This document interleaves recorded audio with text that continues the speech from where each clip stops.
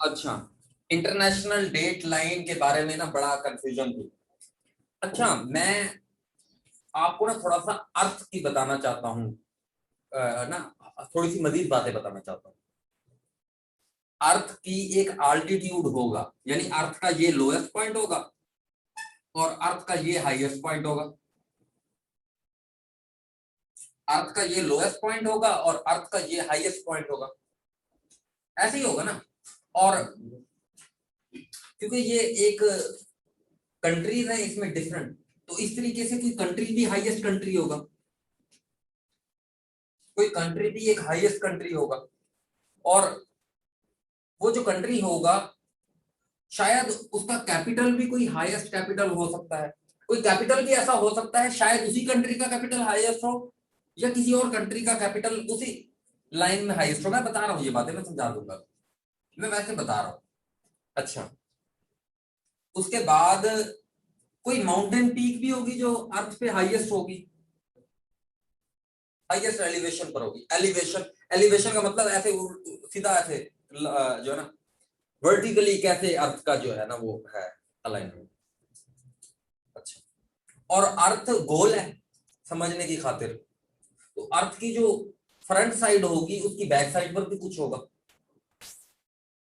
अर्थ की front side के back side पर भी कुछ होगा।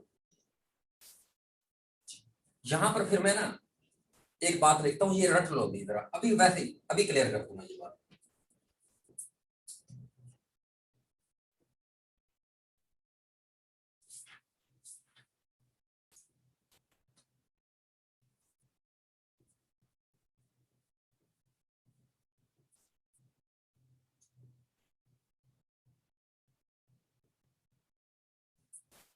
ठीक, फ्रंट साइड पे एशिया है, बैक साइड पे नॉर्थ, वैसे लिखा है। अच्छा, तो अब यानी अर्थ से नीचे जाते जाते जाते अर्थ के ऊपर जो हाईएस्ट कंट्री है ना, हाईएस्ट कंट्री वो भूटान है। हाईएस्ट कंट्री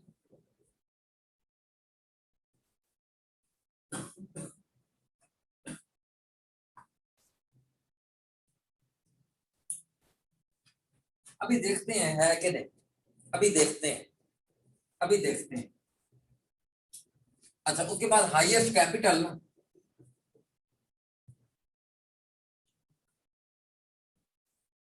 ला पाज है।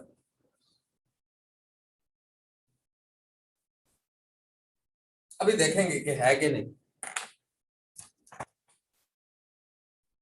अच्छा, और हाईएस्ट माउंटेन ना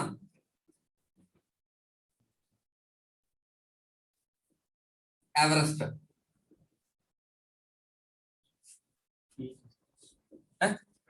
हाँ, माउंटेन जो पीक है माउंट एवरेस्ट है। अर्थ की है ये कुछ चक्कर ना, इस तरह से देखते हैं।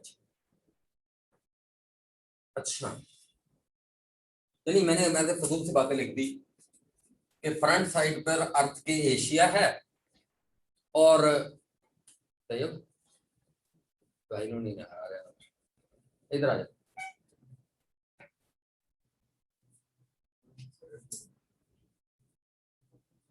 अच्छा है, किधर है फ्रंट? अच्छा, फ्रंट साइड पर एशिया है और बैक साइड पर नॉर्थ अमेरिका है। और अच्छा चलो देखते हैं, मैंने क्या कहा है, फ्रंट साइड पे और बैक साइड पे। अच्छा, ये है, ये क्या नजर आ रहा है आप लोगों को? मुझे कमेंट, ये अपना आपका जो जूम वाला है इसका मुझे आप बताओ कि आपको क्या नजर आ रहा है। ये आपको क्या नजर आ रहा है? ये वाली जगह आपको क्या नजर आ रही है? ये आपको क्या नजर आ रहा है? ये पूरा पूरा आपको क्या नजर आ रहा है? ये अफ्रीका नजर आ रहा है? इंडिया अफ्रीका, इंडिया में अफ्रीका है, इंडिया एशिया, इंडिया एशिया यानी आपको नजर आ रहा है। अच्छा, अब इसको ना मैं बिल्कुल ऐसे वर्टिकली घुमाऊंगा, ठीक है?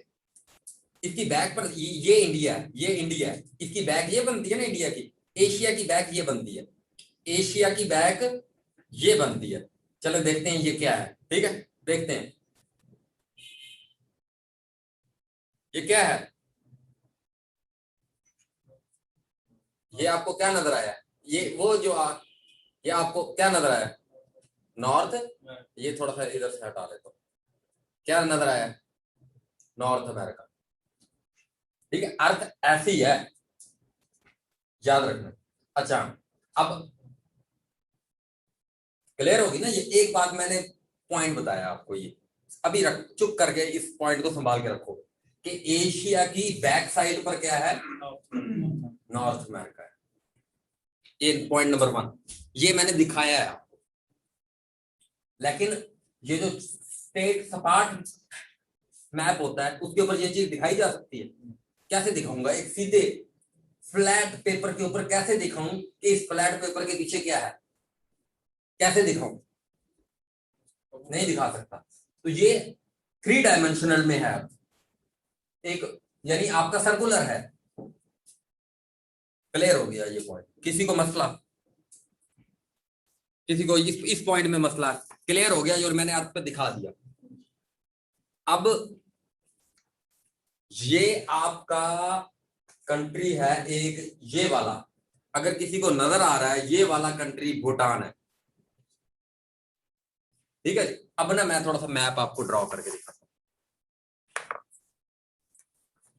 अच्छा, मैं ना स्लाइडें मेरे पास सारी पड़ी हैं, बहुत अच्छी अच्छी बनी हुई ना मैप्स की। मैं अवॉइड करता हूँ स्लाइड्स को देखने से ना, मैं अपने हाथ पर बिलीव रखता हूँ। मैं कहता हूँ अपने हाथ से बनाने चाहिए नक्शे, ताकि इंसान को खुद से क्लियर हो चीजें। एक तो मेरा ये पॉइंट ऑफ बड़ा होता है कि मैं कभी भी स्लाइड में नक्शों को नहीं देखता, या ऐसे उनके अंदर नहीं। कोई भी नक्शा मुझे चाहिए होता है, मैं उसको खुद बनाने की कोशिश करता हूँ। कि कोई भी पॉइंट क्लियर करना होता है ना, तो उसको मैं खुद बनाकर क्लियर करने की कोशिश करता हूँ। अच्छा,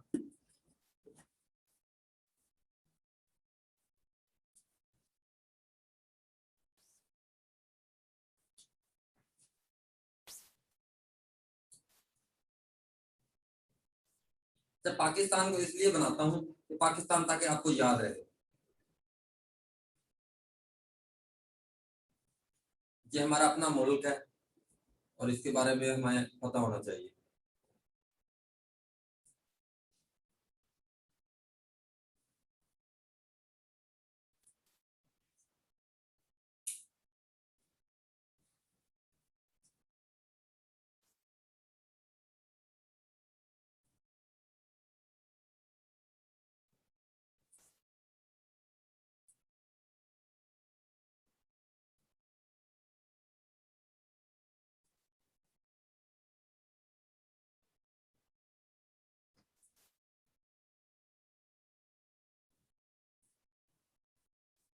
ठीक है,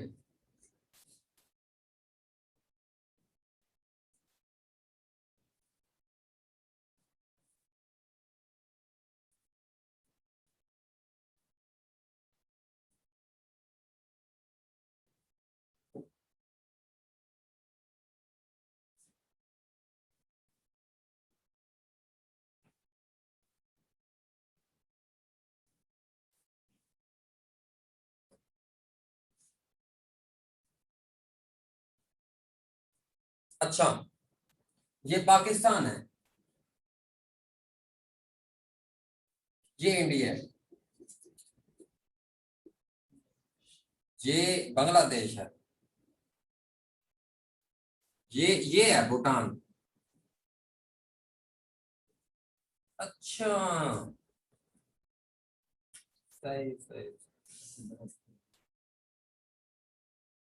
अच्छा अच्छा अच्छा, यानी ये है अर्थ का हाईएस्ट पॉइंट, भूटान। अच्छा चलो देखते हैं। अच्छा, आप ना ऐसे इधर करके इधर खड़े होकर ना, इस जगह पर खड़े होकर ऐसे देखोगे, आपको सामने लापाज नजर आएगा, बोलीविया का कैपिटल। ऐसे खड़े होकर देखोगे, ऐसे करके देखोगे, आपको बोलीविया नजर आएगा है? नहीं नहीं, यानी मैप पर अगर कोई मैप बनाओगे ना अपना, आप अपना ऐसे मैप बनाकर उस मैप के ऊपर ऐसे इधर खड़े होकर भूटान आपको है ना, भूटान के ऐसे इधर सीधा जाओगे ना, ऐसे सीधा इधर, ये नॉर्थ अमेरिका आ जाएगा। ठीक है जी, या इसकी बैक साइड पर, इसकी बैक साइड पर जो नॉर्थ अमेरिका आएगा, अगर उसको गोल दायरे में ऐसे बनाओगे तो यहाँ पर आपको ना क्या नजर आएगा, ला पाज। भूटान का असल में कैपिटल है थोड़ा नीचे, ला पाज कैपिटल है ऊपर, इसलिए हाईएस्ट आल्टीट्यूड पे कैपिटल कौन सा है, ला पाज। और हाईएस्ट वैसे कंट्री है क्योंकि अर्थ इसके बाद ना, अर्थ ने ऐसे होना शुरू कर दिया, इसके बाद अर्थ ऐसे हो रही है, ऐसे, यानी इसके बाद वो उसका जो यहां से वो ऊपर गई, ऊपर जो है ना नॉर्थ, उसने नॉर्थ पोल को टच किया, फिर उसके बाद ऐसे घूमना शुरू हो गई है अर्थ। समझ आ रही है, एक डिफरेंट एंगल्स पर अर्थ ने अपना जो है ना टिल्ट कर लिया है, ये उसका हाईएस्ट पॉइंट है क्योंकि वो सर्कुलर शेप है, ये उसका हाईएस्ट आल्टीट्यूड है अर्थ का। ये जो एक कंट्री के एतबार से देखें, कंट्री के एतबार से देखें, और मैंने आपको बताया है कि कहते हैं कि ये जो इंडियन कॉन्टिनेंट है आपका, Indian continent, it was part of Antarctica, it was basically part of Antarctica. और वो जो टेक्टोनिक प्लेट एक्टिविटी हुई थी, मैंने आप लोगों को बताया था, क्या कौन कौन था, औरत वैगन पर बैठकर होम गई थी, औरत वैगन पर बैठकर होम गई थी, और वो 3 लोग थे, एक का नाम था अब्राहम ऑर्डिलियस, और उसके बाद अल्फ्रेड वैगनर 1912, और उसके बाद जो है आर्थर होम, ठीक है, 1944, जिन्होंने प्लेट टेक्टोनिक और कॉन्टिनेंटल ड्रिफ्ट थ्योरी दी थी। उनके मुताबिक उन्होंने कहा वो जो प्लेट टेक्टोनिक हुई है उसकी वजह से अर्थ, ये इंडिया नीचे लगा हुआ था। इंडिया कहाँ था, किसका पार्ट था, इंडिया पार्ट था अंटार्कटिका का, निचले हिस्से का पार्ट था, वहां से टूटा। वो जो टेक्टोनिक एक्टिविटी हो रही है, कॉन्टिनेंटल ड्रिफ्ट हो रहा है, टूट कर आते आते ये है यूरेशियन प्लेट, ये पूरी की पूरी क्या है, यूरेशियन प्लेट। ये यूरेशियन प्लेट है, इसके पीछे नीचे, अर्थ के नीचे, वो मैंने बताया प्लेटें हैं, अर्थ के नीचे प्लेटें हैं। अच्छा, यहां से अंटार्कटिका से टूटा, टूटकर डिफ्लेक्ट होता होता होता होता स्पीड में क्या हुआ, इधर आकर लगा, 2 प्लेटें। अब कौन सी प्लेट, एक अंटार्कटिका की प्लेट और एक ये यूरेशियन प्लेट आपस में टकराई, ये पूरा सब कॉन्टिनेंट का जो एरिया था ये ऐसे इसके साथ लगा, और यहां पर कौन सी प्लेट थी, यूरेशियन प्लेट।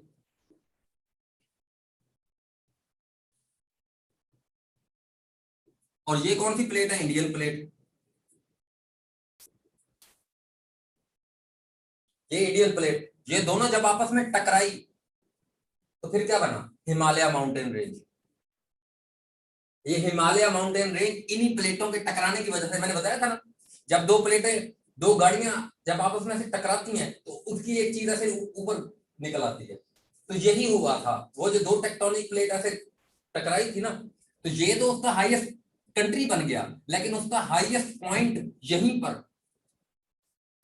नेपाल के अंदर, सॉरी नेपाल के अंदर, ये जो माउंटेन रेंज यहाँ पर, यानी ये जब आपस में टकराए तो इस जगह पर जो है ना वो जगह ऊंची हो गई, उभर गई, जगह जब उभरी तो यहाँ पर आपकी एक हाईएस्ट पीक आ गई, जिसे आपने कह दिया माउंट एवरेस्ट, जिसे आपने क्या कह दिया, माउंट एवरेस्ट। और वो कितनी है, 8,848 किलो, 48 मीटर की, 48 मीटर की, ठीक है, क्लियर हुआ पॉइंट।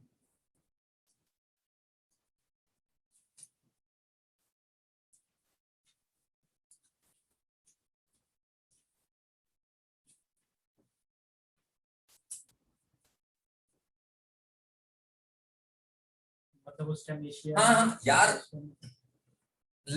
नॉर्थ साउथ अमेरिका में ही है, सॉरी मैं मेरे मुंह से निकल गया। भूटान के आप ऐसे देखोगे ना तो आपको लापाज ही नजर आएगा यार। ये अगर देखो जी, ये भूटान है, देखो सीधा ला रहा हूं, कहां पर आया हूं, लापाज पर ही आया हूं। ऐसे देखो, ऐसे है ना अर्थ आपकी, ऐसे है अर्थ आपकी, टिल्टेड है। वो अर्थ का जो आल्टीट्यूड है, एक तरफ से आप आकर दूसरी तरफ आओ तो किधर आते हो आप, उसको पूरे ऐसे करके अगर इसको देखोगे तो आपको लापाज ही नजर आएगा, और लापाज से ऐसे देखोगे तो आपको भूटान नजर आएगा, ठीक है। अर्थ की ये नहीं, थोड़ी सी आप यही इसे कहते हैं ना, अर्थ की टोपोग्राफी है ये सारी जो है।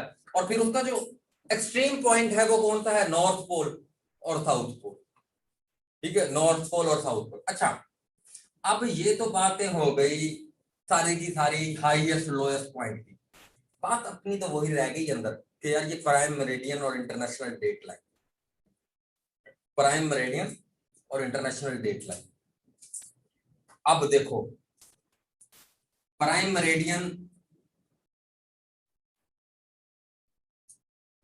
क्या करता है, अर्थ को दो हिस्सों में डिवाइड करता है, ईस्टर्न हेमिस्फीयर और वेस्टर्न हेमिस्फीयर, दो हिस्सों में डिवाइड करता है। और ये जो इसके साथ इधर पैरेलल में लगी होती हैं लाइंस, इनको क्या कहते हैं, लॉन्गिट्यूड लाइंस, और ये टाइम से रेलिवेंट होती हैं। बात क्लियर है? इनका सीजन के साथ कोई चक्कर नहीं है, इनका सीजन के साथ कोई चक्कर नहीं है, इनका ईयर्स के साथ कोई चक्कर नहीं है। और इसके पैरेलल में ये है इक्वेटर, और इसके साथ जो लाइंस लगती हैं ये कौन सी लाइंस हैं, लैटिट्यूड लाइंस हैं, और इनका टाइम के साथ कोई चक्कर नहीं है, सीजन के साथ चक्कर है। पहले नंबर पर मैंने पॉइंट क्या कहा, पहले नंबर पर मैंने ये पॉइंट कहा कि प्राइम मेरिडियन एक ऐसी लाइन है जो अर्थ को दो हिस्सों में डिवाइड करती है, ईस्टर्न हेमिस्फीयर और वेस्टर्न हेमिस्फीयर। और मैंने कहा इक्वेटर एक ऐसी लाइन है जो अर्थ को दो हिस्सों में डिवाइड करती है, नॉर्दर्न हेमिस्फीयर और सदर्न हेमिस्फीयर। और मैंने कहा कि ये जो प्राइम मेरिडियन होता है, प्राइम मेरिडियन के साथ लगने वाली जो लैटिट्यूड लाइंस होती हैं, लैटिट्यूड लाइंस, इनका सीजन के साथ कोई चक्कर नहीं होता, ये सिर्फ और सिर्फ टाइम डिटरमाइन करने के लिए वजूद में है। ठीक है जी, इनका सीजन के साथ कोई ताल्लुक नहीं है। और वो जो इक्वेटर के साथ लगती हुई लाइंस हैं, लैटिट्यूड लाइंस, उनका टाइम के साथ कोई चक्कर नहीं है, सीजन के लिए है सिर्फ। क्लियर? अब ये बातें तो हम मैंने बहुत बारी कही और आपको क्लियर हो गई। अब एक लाइन बतानी है जो कि, अब पोल कौन सी लाइन है, पोल लॉन्गिट्यूड लाइन है या लैटिट्यूड लाइन है? पोल लॉन्गिट्यूड लाइन है, पोल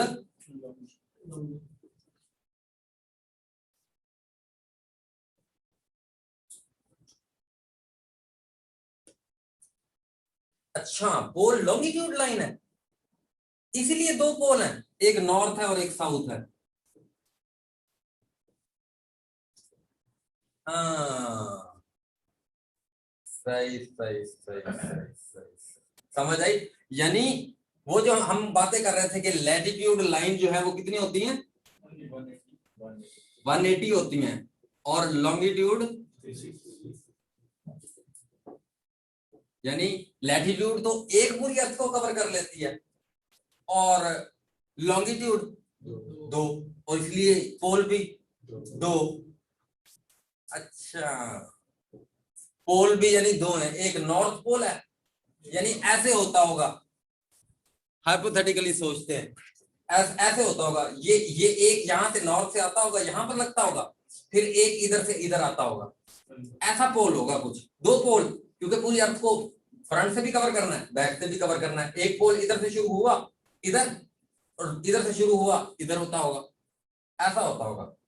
यानी इन दो पोलों को सेपरेट करने की बातें हो रही हैं, इन दो पोलों को, इस पोल को और इस पोल को सेपरेट करना है। साइंटिफिकली तो नहीं सेपरेट कर सकते, इमेजिनरी तौर पर सेपरेशन की बात हो रही है। साइंटिफिकली तो ये पोल्स मैग्नेटिक है, और मैग्नेटिक जब एक चीज नजर ही नहीं आती उसे सेपरेट कैसे करूं? मैग्नेट की जो रेज होती है आपको नजर आती है, और ये कोई ऐसा मैग्नेट तो नहीं है जो हमने इसके आर पार डाला हुआ है, कुछ वो तो एक मैग्नेटिक है फील्ड। अच्छा, बातें ये क्लियर हुई है? क्लियर है यहां तक? अपने माइंड को थोड़ा सा स्ट्रॉन्ग करो, उसके ऊपर कोई उसको हरकत दो तो फिर ही समझ आएगी ये। अब ये बात क्लियर हो गई कि पोल एक लॉन्गिट्यूड लाइन है। अच्छा, एक लॉन्गिट्यूड लाइन को एक लैटिट्यूड लाइन सेपरेट कर सकती है? अच्छा चलो ये छोड़ दो, अच्छा इसको छोड़ दो। ये जो लॉन्गिट्यूड लाइन है, इंटरनेशनल डेट लाइन, ये जो इंटरनेशनल डेट लाइन, ये कौन सी लाइन है? ये लैटिट्यूड लाइन है, लॉन्गिट्यूड लाइन है? अच्छा, इंटरनेशनल डेट लाइन एक लॉन्गिट्यूड लाइन है, और इक्वेटर कौन सी लाइन है? Latitude line. नंबर 1, क्या लैटिट्यूड लाइन का टाइम के साथ कोई टक्कर होता है? तो यहां पर क्यों चक्कर डाल रहे हो? नंबर 1 पॉइंट, यानी लैटिट्यूड लाइन तो कभी टाइम को डिफाइन करती ही नहीं। टाइम को कौन सी डिफाइन करेगी लाइन? Longitude line. और आपके अर्थ के एक साइड पर क्या टाइम है और दूसरी साइड पर क्या टाइम है, ये कौन सी लाइन डिसाइड करेगी? एक लॉन्गिट्यूड लाइन। और दो लॉन्गिट्यूड लाइनों को भी डिवाइड कौन सी लाइन करेगी? एक लॉन्गिट्यूड लाइन। लॉन्गिट्यूड लाइन ही, यानी एक लाइन इधर होगी, एक लाइन इधर होगी, इनके सेंटर से जो लाइन गुजर रही होगी ये इन दोनों को डिवाइड कर रही है, या इसके सेंटर के इधर से जो लाइन गुजर रही होगी वो इन दोनों को, यानी मैं कहता हूं ये नॉर्थ पोल था, ये साउथ पोल था, इसके इधर जो लाइन, इधर से लाइन जो गुजर रही है वो इसको क्या कर रही है? डिवाइड कर रही है, इधर से और इधर से जो लाइन गुजर रही है, और वो भी एक लॉन्गिट्यूड लाइन है। और वो कौन सी है? International date line. आप इसको इस तरह से देखोगे कि आपका डेट लाइन के साथ एक टाइम लाइन है वो, और टाइम का चक्कर आपका लॉन्गिट्यूड से होता है, ना कि लैटिट्यूड से। लैटिट्यूड का कोई चक्कर नहीं है टाइम के साथ। क्लियर? या अब है कोई सवाल?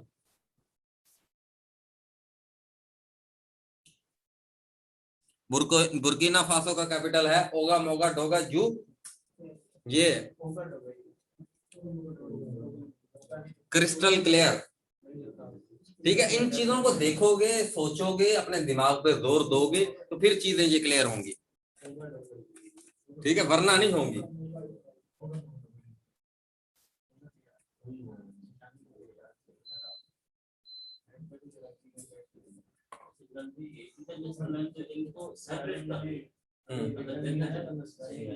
ये हमारे इक्वेटर के जो हमारे ऊपर नॉर्थ नीचे साउथ, वो तो अगर हम नॉर्थ को देखें साउथ को देखें वो तो उनको लॉन्गिट्यूड जो ये लाइन है वो तो डिवाइड कर दिया है, तो वो इक्वेटर वाली लाइन में नहीं, ये सिर्फ डिवाइड कर, कौन सी डिवाइड कर रही है? ये लॉन्गिट्यूड वाली। किसको डिवाइड कर रही है? नॉर्थ और साउथ पोल। नॉर्थ और साउथ पोल को कौन सी लाइन डिवाइड कर रही है? लॉन्गिट्यूड। हाँ, तो लॉन्गिट्यूड ही हम कह रहे हैं। ठीक है, ये बात। मतलब था, अगर हम नॉर्थ को देखें, सही है, इस तरह जमीन हमारी गोल है, सही है, नॉर्थ हमारा इस तरह गोल नहीं है, गोल तो ऐसे होती है। अच्छा, गोल ऐसे होती है। गोल ये है, गोल ये है, गोल इसको कहते हैं गोल।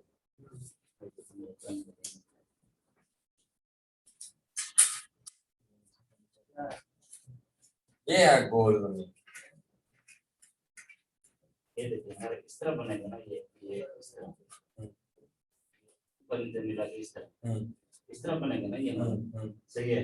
अब ये है हमारा नॉर्थ, सही है तो यहाँ पे ना इसके अंदर है ये वाली लाइन तो आगे पीछे ये तो इसको सेपरेट कर दिया ना, साउथ को और नॉर्थ को।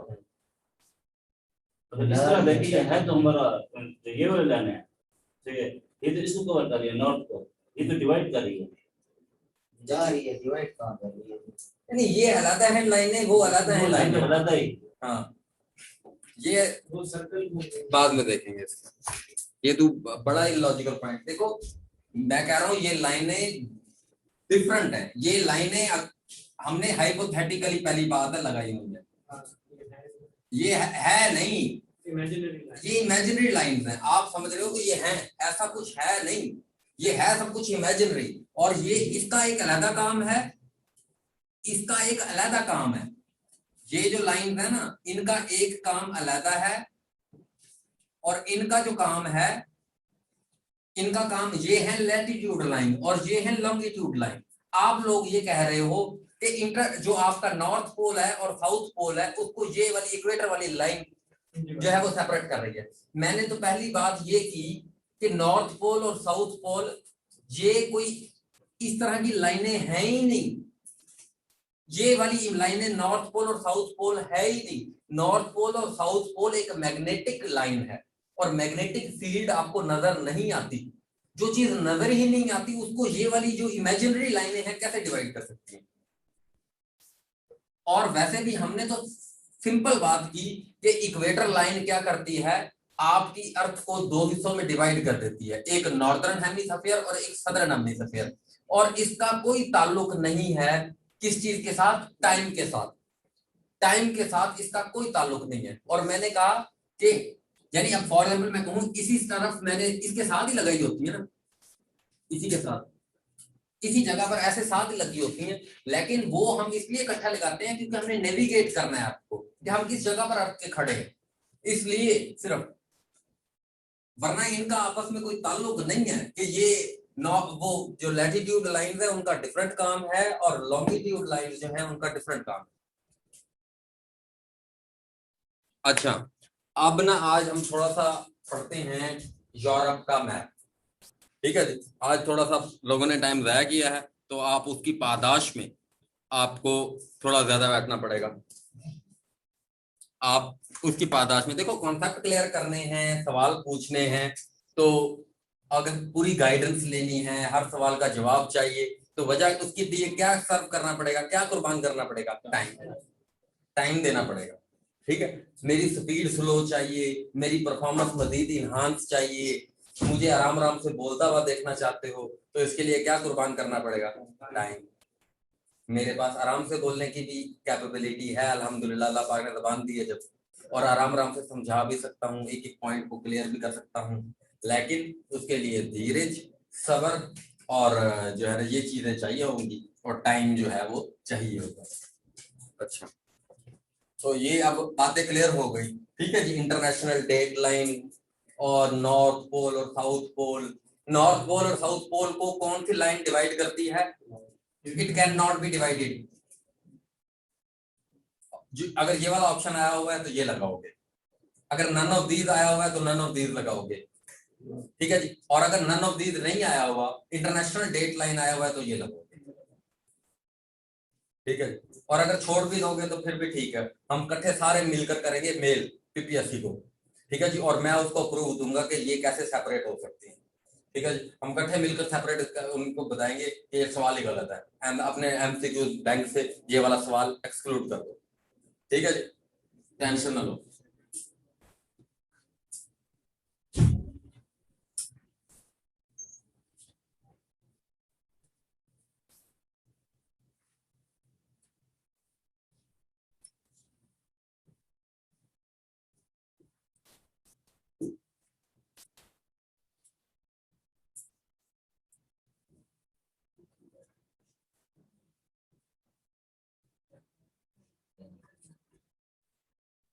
Option D, none of these. Option D.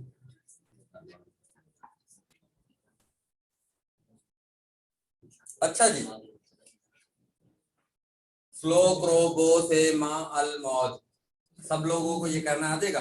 Slow तो स्लो, क्रो गो गो से माँ अल मौज, स्लो क्रो गो से माँ अल मौज, स्लो क्रो गो से माँ अल मौज, स्लो क्रो गो से माँ अल मौज। चलो बोलो, मैं भी तो बोल रहा हूँ। स्लो क्रो गो से माँ अल मौज, स्लो क्रो गो से माँ अल मौज, स्लो क्रो गो से माँ अल मौज। स्लो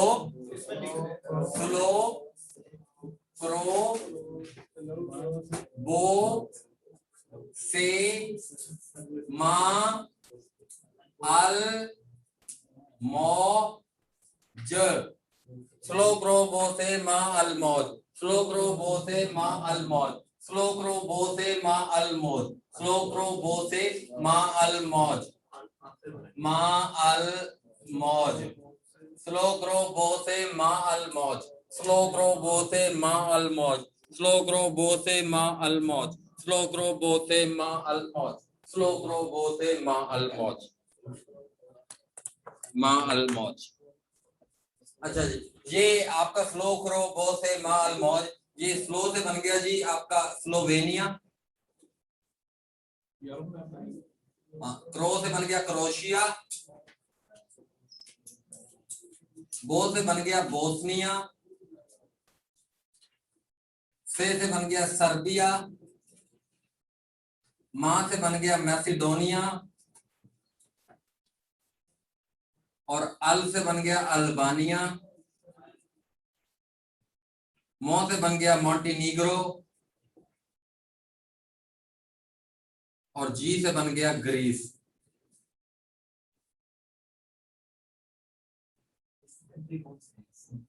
यूरोप के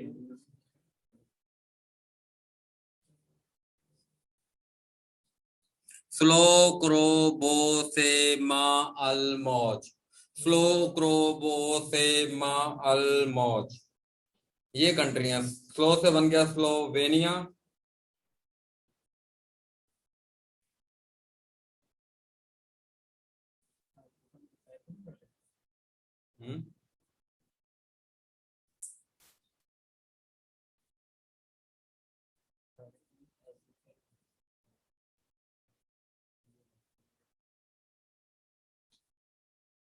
अच्छा जी।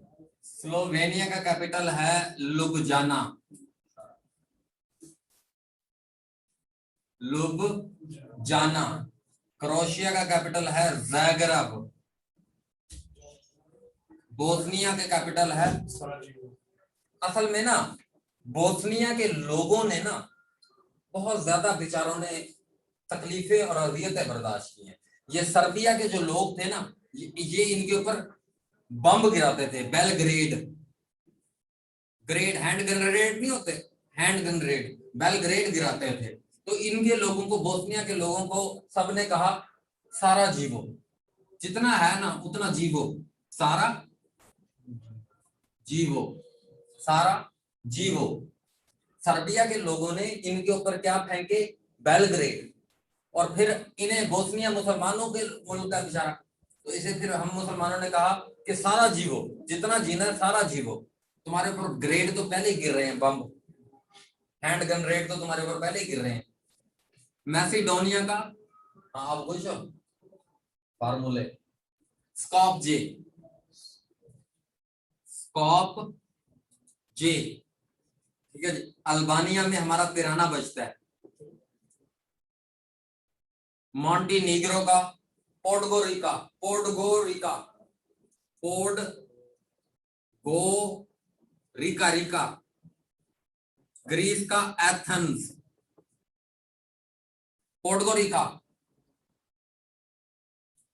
अच्छा, कुछ लोग ना इनको बाल्कन कंट्री कहते हैं।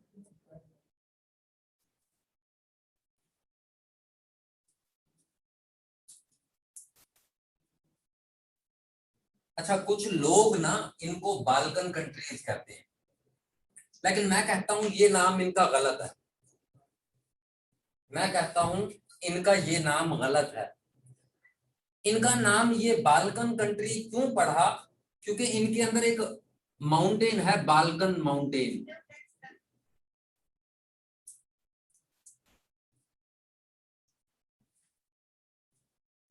लेकिन मैं आपको एक जनरली बात बताऊं, ये बाल्कन माउंटेन इनमें से किसी कंट्री के अंदर भी नहीं है। वो बाल्कन माउंटेन एक कंट्री है बल्गारिया, उसके सेंटर में से गुजरती है। यानी बस इसको, उसकी वजह से ये हिस्ट्री में मशहूर हुआ है बाल्कन पेनिनसुला। बाल्कन पेनिनसुला लोग कहते हैं इसको, फजूल में, पता नहीं क्या वजह, आई डोंट नो। हालांकि वो बाल्कन जो माउंटेन रेंज है वो इन कंट्री में से किसी में भी नहीं है। अच्छा, और यूरोप है तो यूरोप जैसे एशिया था, हमने पढ़ा था साउथ एशिया, साउथ एशिया पढ़ा था। साउथ एशिया में 8 कंट्रीज थे, और साउथ ईस्ट एशिया पढ़ा था, उसमें 10 कंट्रीज थे।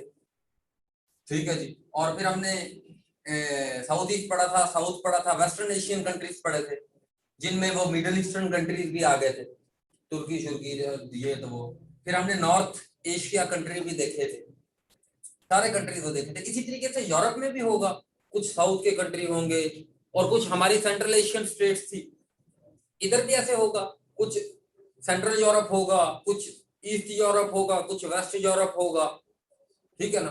तो उस एतबार से देखें तो ये साउथ ईस्ट यूरोप में है। उस हिसाब से देखें तो ये साउथ ईस्ट यूरोप के कंट्रीज हैं, south eastern European country, south eastern European country. ठीक है, अच्छा।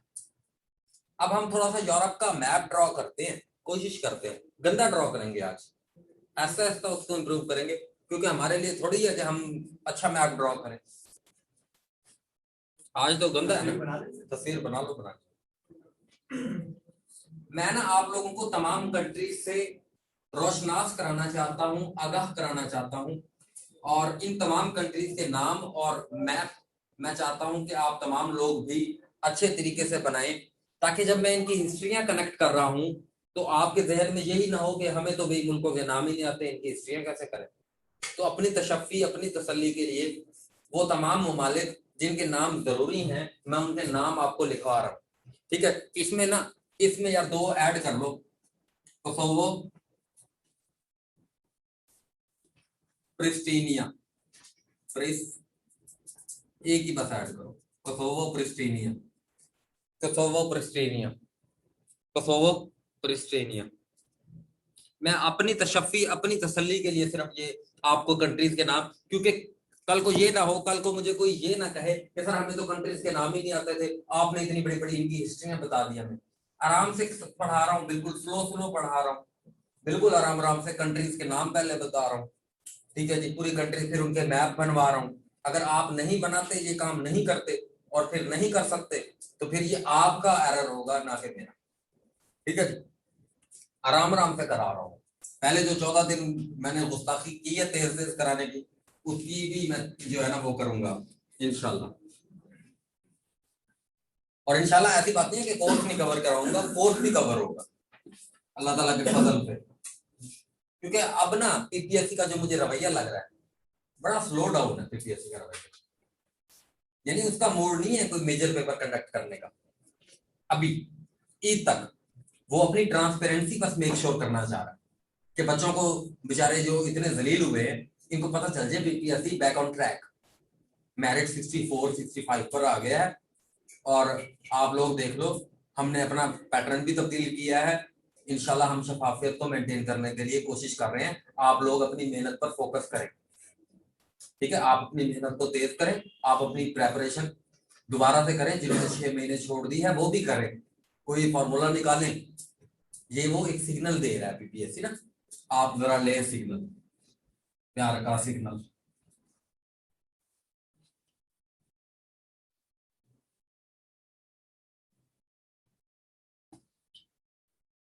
अच्छा जी, अच्छा, मैं यूरोप का नक्शा जब बनाता हूँ ना, तो मेरी आदत है मैं जर्मनी से बनाता हूँ। नहीं, जर्मनी से मुझे प्यार श्यार नहीं है।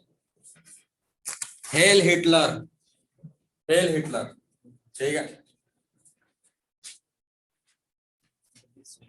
रेज़बैक। अच्छा, जापानीज इंपीरियलिज्म के बारे में सुना है किसी ने?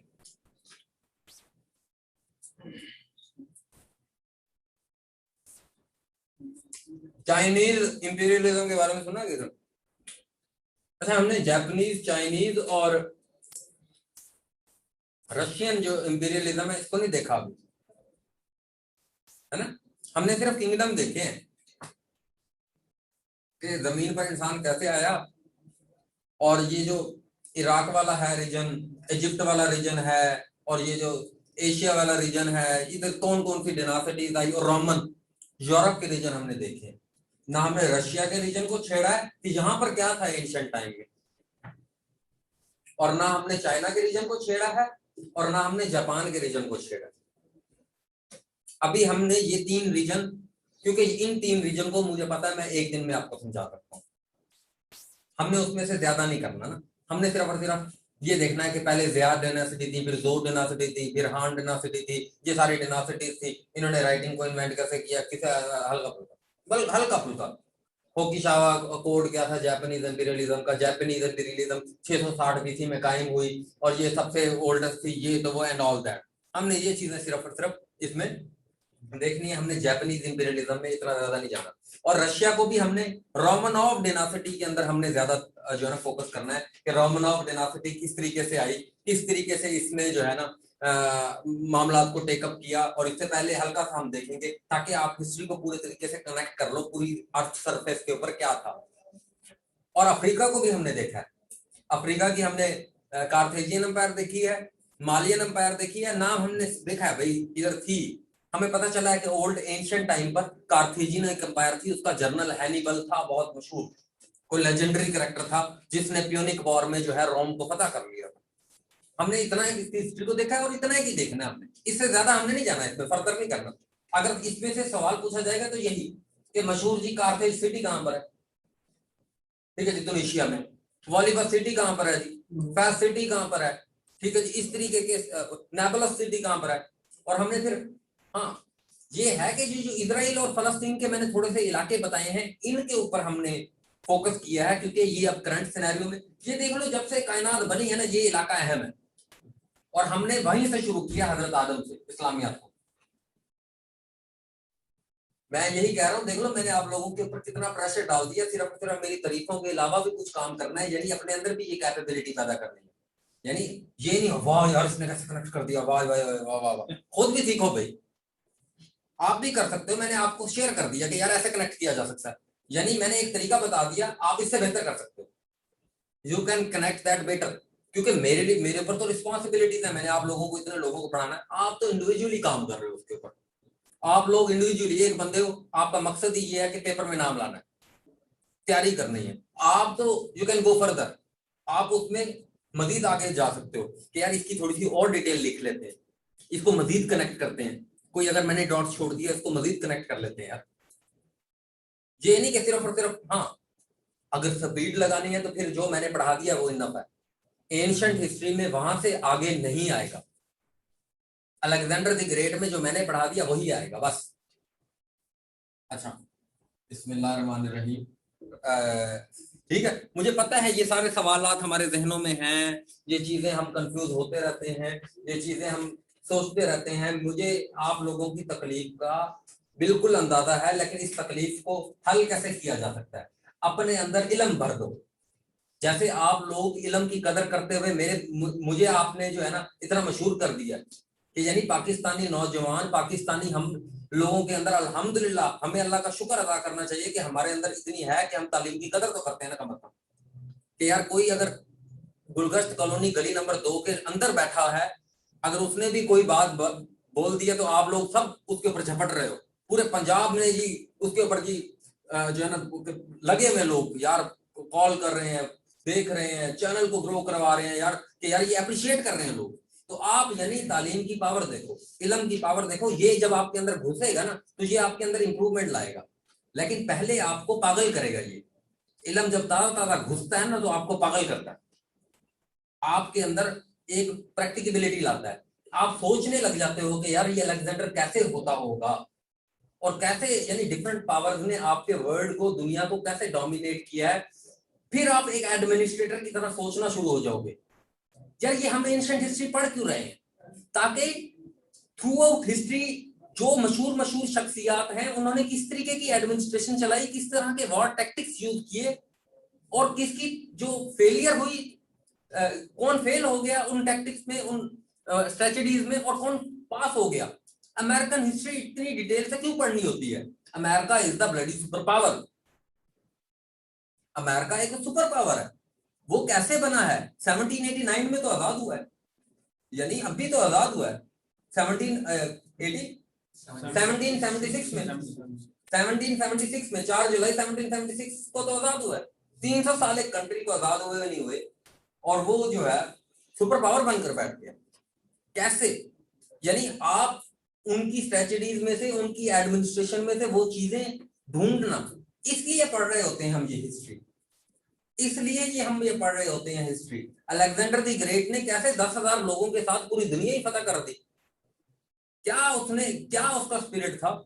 इस्लाम आया और इस्लाम एक वाहिद एक ऐसा मजहब बन गया, एक अरेबियन पेनिनसुला में इतना सा मजहब था, कोई इसको जानता नहीं था। 10 साल इसके 313 लोग भी नहीं आए, 13 साल में 313 लोग भी इसके साथ शामिल नहीं हुए, और 1 मिनट में 10 साल, अगले जो 10 साल है पूरी दुनिया में ऐसे फैलना शुरू हो गया। कैसे हो गया, यानी कैसे, हर चीज से कैसे कैसे पूछो। If you want to be a administrator, अगर आप कोई भी गवर्नमेंट सर्विस करना चाहते हो तो उसमें बस अभी टेस्ट पास करने के लिए तो ये करना पड़ेगा ना, अब आपके जहन में सवाल क्रिएट होने चाहिए, और वही पीपीएससी ने पूछे होते हैं। मैंने ऐसे ऐसे पूछता रहा क्यों क्यों क्यों क्यों क्यों, जब मैंने देखा यार ये तो पीपीएससी ने ये भी पूछा हुआ था। यानी पीपीएससी का एग्जामिनर जो भी सेटर है वो इस कॉन्सेप्ट पे सेट करते हैं पेपर, आपके अंदर एक एडमिनिस्ट्रेटर जगाने के लिए। मुगल एडमिनिस्ट्रेशन पढ़ा रहे हैं, उसके जी नवाब को क्या कहते थे, उसके मुंशी को क्या कहते थे, उसके जी दीवान जिम्मा क्या होता है, फलाना दीवान क्या होता है, कोइन खिजरान कौन थी, कोइन जुबैदा कौन थी, ये फलाना कौन था, मक्के से मदीने रोड किसने बनवा दिया, फलाना क्या कर दिया। क्या है कि आप इनको थोड़ा सा देखेंगे चीजें कैसे डेवलप हो रही है, ठीक है। और it's a long journey, we can cut it short, I am trying to cut it short, I'm trying to simplify it for you. मैं जिस हद तक इसको सिंप्लीफाई कर सकता हूं कर रहा हूं आप लोगों के लिए, but you have to do work hard, ठीक है, you have to work hard, आपको करना पड़ेगा मेहनत बहुत ज्यादा, तो फिर ही कुछ बनेगा, वरना नहीं। आप ये कहो कि बगैर मेहनत के कुछ हो जाएगा, कुछ भी नहीं होगा। हाँ, मेहनत के साथ राइट डायरेक्शन, राइट आपका विजन होना चाहिए बस, कि हाँ यार मैं, और वो आप पढ़ रहे हो, बिल्कुल ये अपने जहन में क्लियर बात रखनी है कि पंजाब क्या पूरे पाकिस्तान में आप सबसे बेस्ट पढ़ रहे हो। सबसे बेस्ट का मतलब ये कि वो ही पढ़ रहे हो जो आना है, जो रेलिवेंट है, अपने जहन में बिल्कुल ना लाना। और उसकी मिसाल क्लियर आपके सामने है, 2 सीट पर अभी मेरा नाम नहीं आया, मैंने यही पढ़ा है जो पढ़ाता हूँ। इल्म शेयर करने में मैंने, मुझे आपने देख लिया, मैं कंजूस नहीं हूँ, बल्कि सीख सीख के मजीद आपको सिखा रहा होता हूँ। इल्म शेयर करने के हवाले से मैं बिल्कुल कंजूस नहीं हूँ, अपनी जो एक मेरे अंदर चीज है वो कोशिश करता हूँ आप लोगों के अंदर डिलीवर करता हूँ। अगर लेकिन आप लोग भी प्रैक्टिस करोगे तो आपके अंदर आएगी ये चीज। बस शुरू करते हैं जी। यूरोप, यूरोप, अच्छा यूरोप की बाउंड्री हमने बात की थी, यूरोप की बाउंड्री। यार ये वीडियो है, नमाज का हो गया ब्रेक अभी, बस थोड़ा सा हम जर्मनी बना लेते हैं।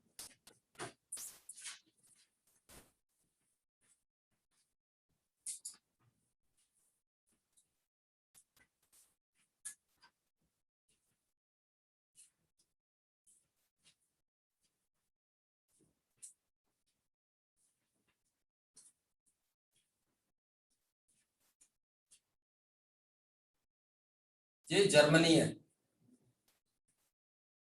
ये जर्मनी है। अच्छा, और जर्मनी, और ये जो है ना डेनमार्क है, ये डेनमार्क है, ये जर्मनी है। अच्छा, जर्मनी का क्या कैपिटल है? बर्लिन, बर्लिन है। ये जर्मनी है, ये डेनमार्क है। अच्छा, और ये जो है ना,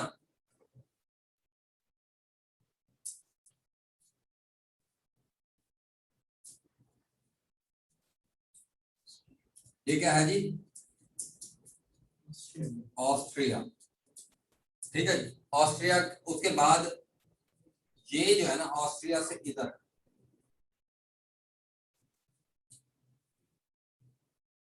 ये क्या है जी? ओ सॉरी, ऑस्ट्रिया लगा दिया, ये चेक रिपब्लिक, ये चेक रिपब्लिक है, ठीक है जी, ये है ऑस्ट्रिया, ठीक है जी, चेक रिपब्लिक। और ये क्या है जी? स्लोवाकिया,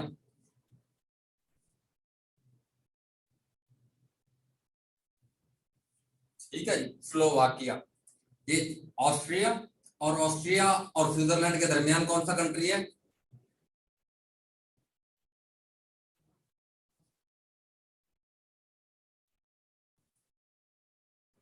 लिechtenstein, ठीक है जी, लैंडलॉक, डबल लैंडलॉक कंट्री। अच्छा, मैं ना सिर्फ जर्मनी को भर रहा हूं, मैं आपको नक्शा बनाने का ना तरीका बता रहा हूं जर्मनी को।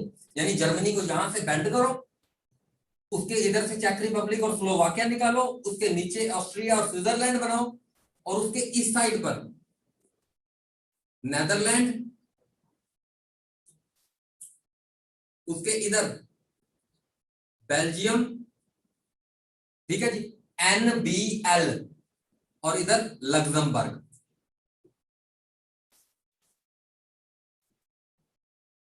Luxembourg GDP per capita income के एतबार से दुनिया का पहले नंबर का कंट्री है लग्जमबर्ग। ठीक है जी, छोटा सा है, बिल्कुल छोटा सा। ठीक है, ये आपका, और हमने ये आपका क्या बन गया जी, पोलैंड। बस भाईजान, ये मैंने किसको भरा है, जर्मनी को भरा है सिर्फ। जर्मनी के इधर क्या है, जर्मनी के इधर क्या है, और इन कंट्री को, तीन कंट्री को क्या कहते हैं, बेनीलक्स कंट्री। बेनीलक्स कंट्री, बीई से बेल्जियम, एनई से नेदरलैंड, एलयूएक्स से लग्जमबर्ग, इनको क्या कहते हैं, बेनीलक्स कंट्रीज।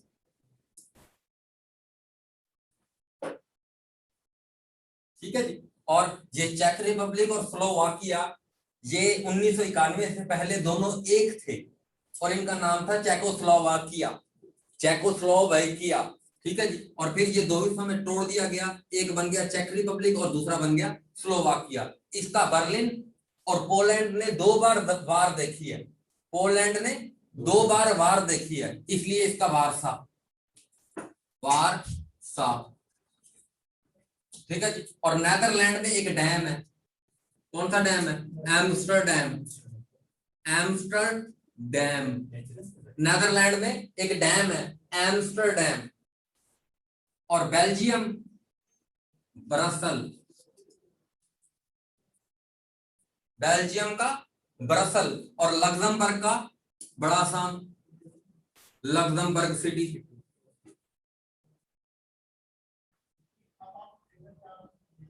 Luxembourg city. जर्मनी को नीचे से फ्रांस नहीं लगेगा इसके बीच में, बेल्जियम और स्विट्जरलैंड के बीच में फ्रांस नहीं लगेगा, जर्मनी को, हाँ सॉरी, हम छोटा बनाना था स्विट्जरलैंड, ये बस यहीं तक आता है स्विट्जरलैंड।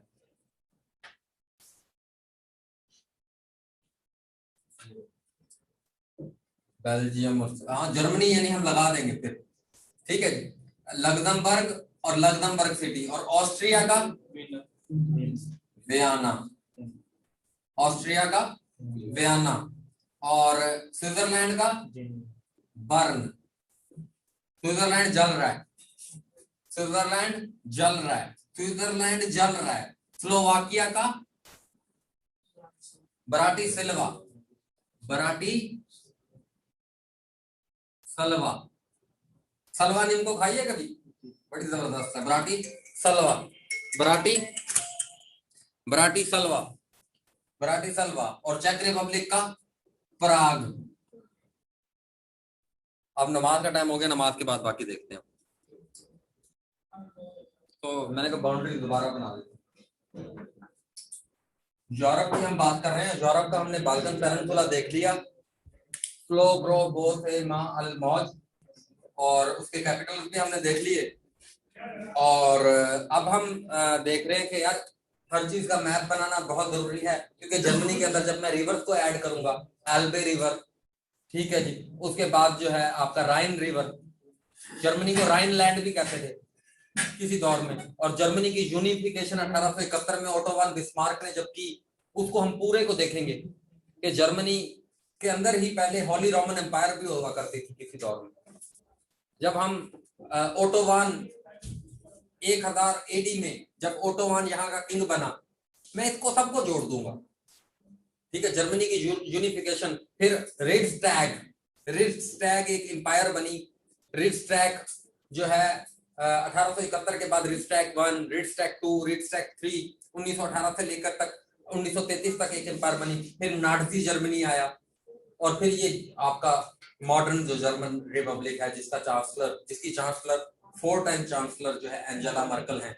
और यहाँ पर फ्रैंकफर्ट एक सिटी है, क्लॉगनी एक सिटी है, ठीक है जी, जो हमारे लिए अहम है। उसके बाद बर्लिन एक सिटी है, और बॉन, ठीक है जी, बॉन इनका एक ओल्ड कैपिटल था। ईस्ट बर्लिन और वेस्ट बर्लिन का एक कॉन्सेप्ट आएगा। किस तरीके से हुई, हम हिस्ट्री को जब कनेक्ट करेंगे। अभी तो मैं सिर्फ और सिर्फ आपके जहन में वो एक नक्शा बिठाना चाह रहा हूँ, ताकि जब मैं ये सारी बातें कर रहा हूँ तो आपके दिमाग में कुछ ना कुछ तो हो ना जर्मनी के बारे में। हाँ, वॉल ऑफ बर्लिन थी जो 1990 में हुई थी, ईस्ट जो है बर्लिन को 4 हिस्सों में डिवाइड कर दिया गया था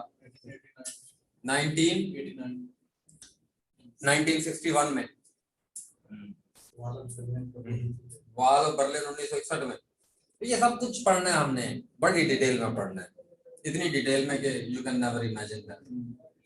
ऐसा कनेक्शन जोड़ दूंगा कि तोड़ते फिरना, ऐसा जोड़ दूंगा ना कि ऐसा कनेक्शन एम्पायर का।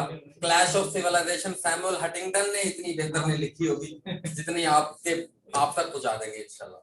क्लैश जब इनका करवाएंगे ना, वर्ल्ड वॉर 1 तक जब पहुंचेंगे तो यू विल बी शॉक्ड। ठीक है, टेंशन नहीं लें, परेशान नहीं होना कि हिस्ट्री क्या इतनी जुड़ी हुई है कि जो है हम तो इसको तोड़ तोड़ के पढ़ के पागल हो गए। इतनी जुड़ी हुई हिस्ट्री कि जिसकी कोई हद नहीं, इतनी जुड़ी हुई इस्लामियात भी जुड़ जाएगी। ठीक है, जब चार्ली मैग्ने का जो किंग था इसका, चार्ली मैग्ने जिसे चार्ल्स वन कहते हैं, जिसने इस रोमन एम्पायर को दोबारा इकट्ठा कर दिया था, वेस्टर्न रोमन एम्पायर को 476 में जब एडवर्ड गिबन ने इसको तोड़ दिया अपनी किताब fall and decline of Roman empire में, जब उसने कहा, उसके बाद जब इसको मैं जोड़ूंगा बाय चार्ली मैग्ने इन 800 AD में होली रोमन एम्पायर जब मैं बनवाऊंगा ना, और उस वक्त फिर अब्बासी खिलाफत जो होगी हारून रशीद, उसके साथ उसकी मुलाकात करवाऊंगा, जब इस्लामियात भी जोड़ दूंगा, इंग्लिश भी जोड़ दूंगा, उर्दू भी जोड़ दूंगा, सब जोड़ दूंगा, टेंशन नहीं लेनी। हाँ, उर्दू भी जोड़ देंगे, ठीक है, उर्दू भी जोड़ देंगे, अरबी रस्मुल खत के ऊपर हम उर्दू भी जोड़ देंगे, उर्दू का जो है रस्मुल खत नास्ताली, टेंशन नहीं लेनी, इजी, टेक इट इजी, हजम करो, अब्सॉर्ब करो। जो चीज मैं पढ़ा रहा हूँ ये बहुत बैकग्राउंड के साथ जुड़ने वाली है, अनकरीब ये जुड़ने वाली है। ये नेबलस, ये जेनिन, ये शेख जराह, और ये ईस्ट जेरूशलम, ये वेस्ट जेरूशलम, और ये हेब्रोन, ये सारा कुछ जुड़ने वाला है। ये गाजा सिटी, ये 1967 की 6 डे वॉर होने वाली है, 1948 की वॉर होने वाली है, 14 जुलाई 1948 का यौम नकबा होने वाला है। उससे पहले जो है उस्मानियों का ईस्ट फलस्तीन के ऊपर कब्जा होने वाला है, उससे पहले जो है अरबों का फलस्तीन के ऊपर कब्जा होने वाला है, उससे पहले इस्लाम का कब्जा होने वाला है, हजरत उमर का 16 जो है हिजरी को कब्जा होने वाला है, उससे पहले हमने पढ़ लिया है, उससे पहले का हमने जेरूशलम देखा है कि हजरत सलमान अलैहिस्सलाम ने 957 BC को इधर जो है वो क्या बनाया था, फर्स्ट टेंपल बनाया।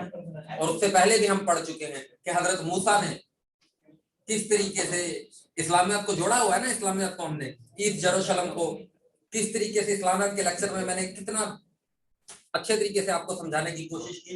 यानी इस्लामियत का लेक्चर भी जीके के साथ रिलेट करेगा कि हजरत मूसा की कौम के ऊपर जब सिनाई पेनिनसुला में वो जब दाखिल हुए तो 40 दिन के लिए जब गए तो उन्होंने पीछे से सामरी जादूगर के हाथ लग के बछड़े की पूजा करना शुरू कर दी, बछड़े की पूजा की। फिर उसके बाद हजरत मूसा अलैहिस्सलाम आए, उन्होंने कहा कि अल्लाह ताला तुम्हें हुक्म देता है कि जंग करो, तो उन्होंने कहा मूसा तू और तेरा खुदा जाके लड़ लो।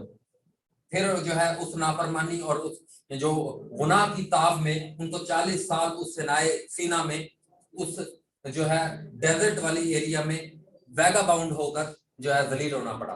फिर उसके बाद उन्होंने कहा, जब उनकी नई नस्ल आई उसने कहा तालूत को कि अब हम लड़ना चाहते हैं, हमें कोई लीडर मिले। हजरत दाऊद को उन्होंने कहा, ठीक है, हजरत शमून को उन्होंने कहा कि हमें कोई लीडर दो। हजरत शमून ने तालूत को कहा कि ये तुम्हारा लीडर है। फिर हजरत दाऊद आ गए, उन्होंने वो जो जालूत था उसको फिक्री बनाकर फिक्री से मार दिया। फिर उसके बाद जो है ये जेरूशलम यहूदियों के कब्जे में आ गया। फिर नेबुकदनेस्सर आया, Nebuchadnezzar the Babylonian king who did the exodus of Jews from Jerusalem and their diaspora period started. 2 lakh यहूदियों को उसने कत्ल कर दिया और 1 लाख यहूदियों को अपने साथ बांध के ले गया, ठीक है। और वो खुद कितने थे टोटल जी 50,000 थे जो लड़ने वाले लोग थे, वो टोटल यानी यहूदी बड़ी डरपोक कौम थी। आज तो देखो, आज आपके सामने हिस्ट्री कहते हैं ना कौमों की जिंदगी में अरूजो जवाल आता है। आज पूरा का पूरा एक 22,000 स्क्वायर किलोमीटर का एक इजराइल जो है वो पूरी अरब दुनिया उसके साथ, यानी आपको मैं बताता हूं 1 करोड़ है इसराइल की पॉपुलेशन, 1 करोड़ से भी कम है, 90 लाख है, 90 लाख है इसकी पॉपुलेशन अभी करंटली अगर मैं बात करूं। एक 90 लाख और अरब पता है कितने हैं दुनिया में? 42 करोड़। 42 करोड़ अरब है। 42 करोड़ अरबों को 90 लाख यहूदियों ने, यानी कितनी बार? 1948 में, 1973 में, 1967 में, 1973 में, 1978 में, 1982 में, 1985 में, और अभी भी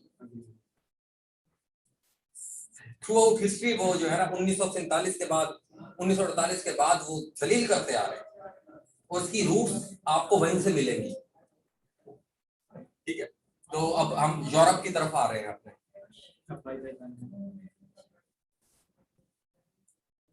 हाँ, कैमरा में रिलोकेट कर देता हूँ।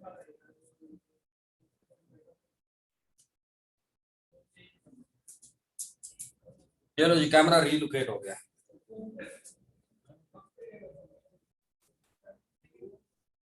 अच्छा जी, बड़े अच्छे तरीके से हम जोड़ देंगे हिस्ट्री को। इतनी जुड़ी हुई हिस्ट्री आपको नहीं मिलेगी और इतनी प्रिसाइज, यानी इतनी शॉर्ट और इतनी जुड़ी हुई। इंशाल्लाह टेंशन ना लो, लेकिन अभी जो चीज कर रहे हो यानी उसको लॉजिकली याद करते रहो। मैंने 2005 डेट बता दी, गाजा के साथ जुड़ी हुई कर दो, इसके पीछे कुछ स्टोरी होगी। 1982 मैंने लेबनान के ऊपर डेट लिख दी, उसको याद करो, ये जुड़ने वाला है कहीं ना कहीं। ठीक है, ये जुड़ने वाली है डेट्स बहुत अच्छे तरीके से। लेकिन ये होगा ना कि आपको कुछ ना कुछ चीजें आती होंगी उससे पहले। आपको कंट्रीज के नाम आते होंगे, उनकी लोकेशन के बारे में पता होगा, उनकी कैपिटल्स के बारे में पता होगा, उनकी 4-5 सिटीज के बारे में पता होगा, उनके रिवर्स के बारे में पता होगा। उसके साथ वो वाली इंफॉर्मेशन जोड़ते हुए आपको इतने मसाइल नहीं होंगे।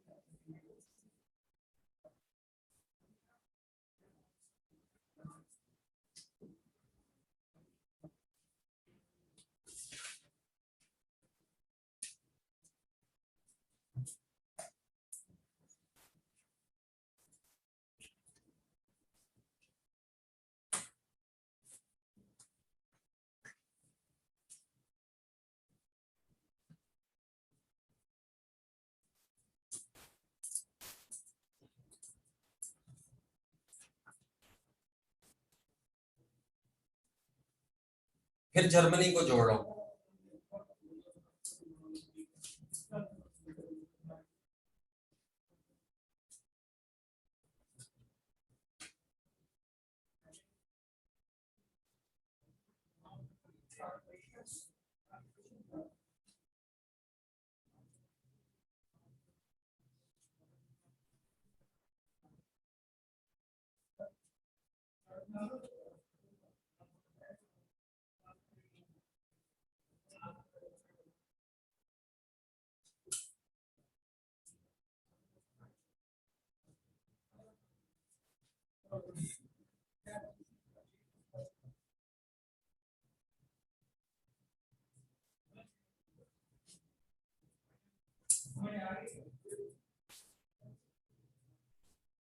अच्छा, ये डेनमार्क,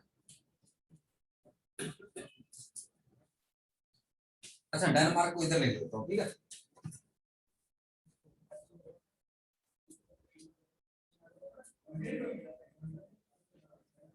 कोपन हैगन कैपिटल है इसका, डेनमार्क का। अच्छा, इसका ना एक एरिया था, ये ना वैसे याद कर लो, श्वीट्स हॉलस्टीन, श्वीट्स हॉलस्टीन।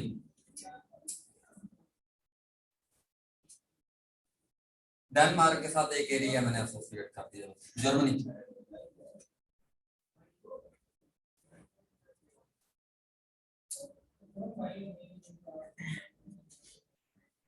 बर्लिन, बॉन,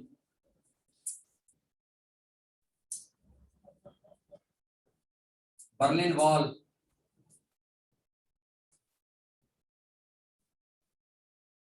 अच्छा, और इसके साथ और एसोसिएट कर लो एल्बे रिवर और Rhineland, Rhine river, Rhine river, Danube river, और डेनूब के साथ 10 का इंस्टा लगा लो। ब्लैक फॉरेस्ट, देन उसके साथ ब्लैक फॉरेस्ट, वो भी यहाँ पर है। चलो वो कभी मुझे कंफर्म नहीं। जर्मनी, और उसके बाद नेदरलैंड,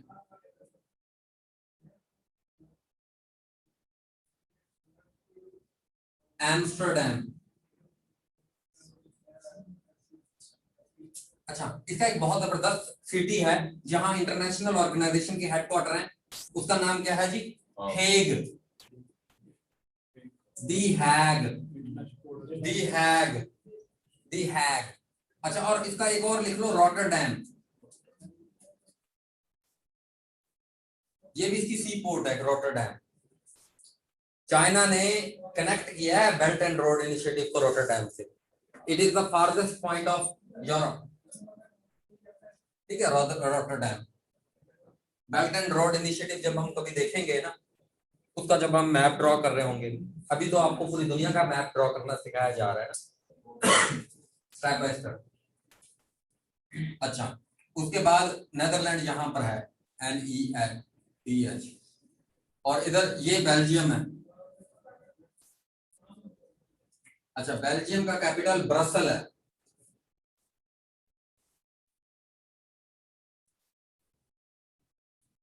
ठीक है जी, और इधर EU का हेडक्वार्टर है, EU का हेडक्वार्टर है।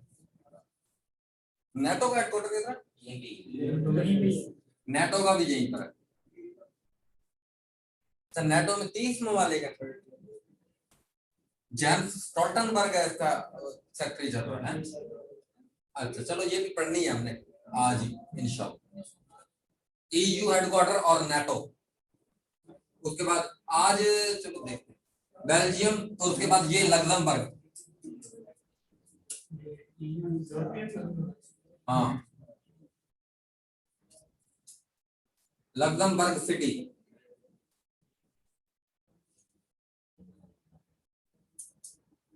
लग्जमबर्ग सिटी, और ये Luxembourg GDP per capita, GDP per capita, यानी इसे क्या कहते हैं? जीडीपी कहते हैं इसे। और जीडीपी पर purchasing power, GDP purchasing power के एतबार से कुवैत पहले नंबर पर है, सॉरी कतार पहले नंबर पर है।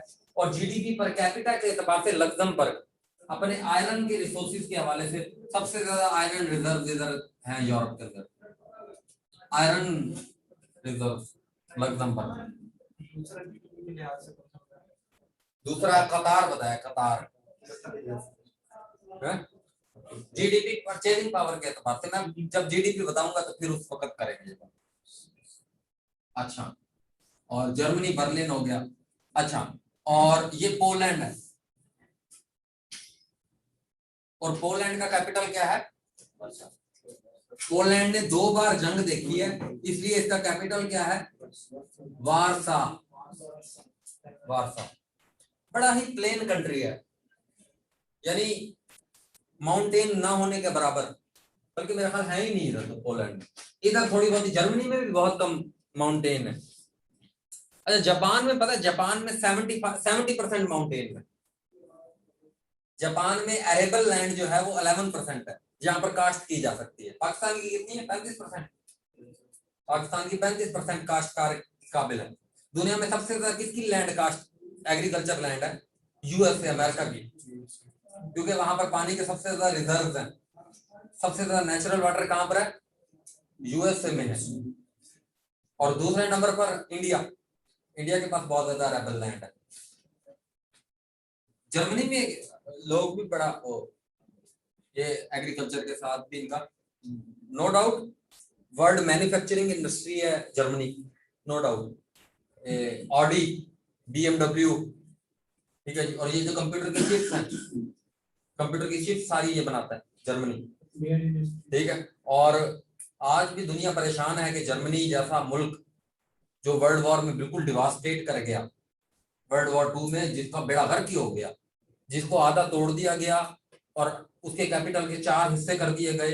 एक हिस्से के ऊपर USA, एक हिस्से के ऊपर फ्रांस, एक हिस्से के ऊपर ग्रेट ब्रिटेन और एक हिस्से के ऊपर Russia. East Germany, east Berlin जो था वो रशिया के पास था, बाकी 3 इस तरीके से बटे हुए थे। यानी इतनी जिसकी बुरी हालत हो गई, और 1990 में जाकर वो यूनाइट हुआ। और एक हिस्सा जो ईस्ट जर्मनी था, ईस्ट बर्लिन जो था, बिल्कुल ही अंडर डेवलप्ड, लेकिन फिर भी उसके बावजूद आज लिविंग स्टैंडर्ड के एतबार से वन ऑफ द मोस्ट, यानी इसकी इकोनॉमी चौथे नंबर पर है जर्मनी की।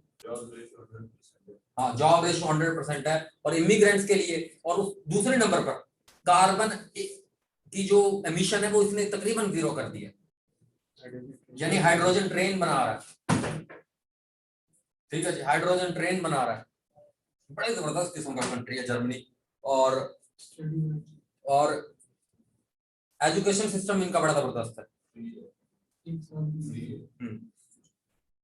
एजुकेशन सिस्टम इनका बड़ा जबरदस्त है, फ्री है। और पोलैंड के बाद इधर आपका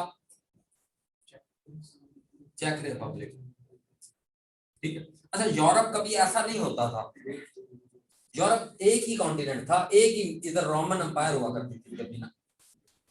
तो ये जो अब टुकड़े टुकड़े हो गए हैं और ये हम टुकड़े टुकड़े पढ़ रहे हैं, ये आपको बताऊंगा कि कैसे होंगे ये टुकड़े टुकड़े। चेक रिपब्लिक और स्लोवाकिया।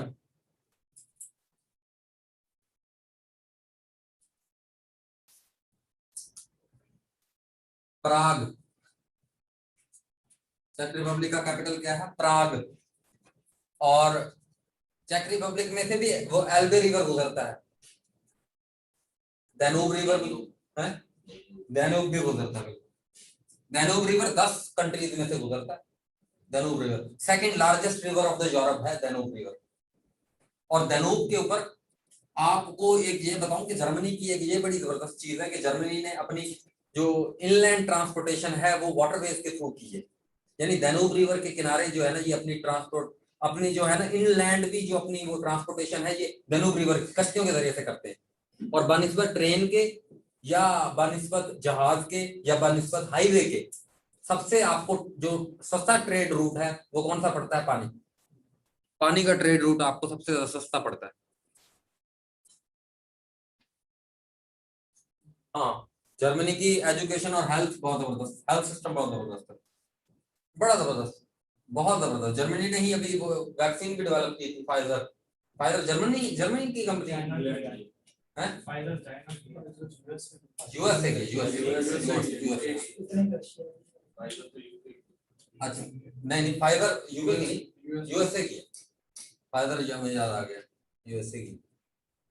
अच्छा, चेक रिपब्लिक, और ये ऑस्ट्रिया, और ये स्विट्जरलैंड।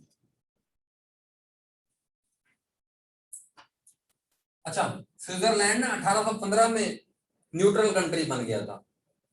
स्विट्जरलैंड में कंट्री, पोलैंड लिख लिया हमने, चेक रिपब्लिक लिख लिया, और स्लोवाकिया लिखना है। स्लोवाकिया का कैपिटल ब्राटिस्लावा है। सलवा नेम को देखिए ना, ब्राटिस्लावा, ब्राटिस्लावा। और ऑस्ट्रिया का कभी ऑस्ट्रियो हंगेरियन एम्पायर हुआ करती थी, और इसका वो एक जो है ना लीडर था जो जिसको असैसिनेट कर दिया गया था, किंग फर्डिनांड।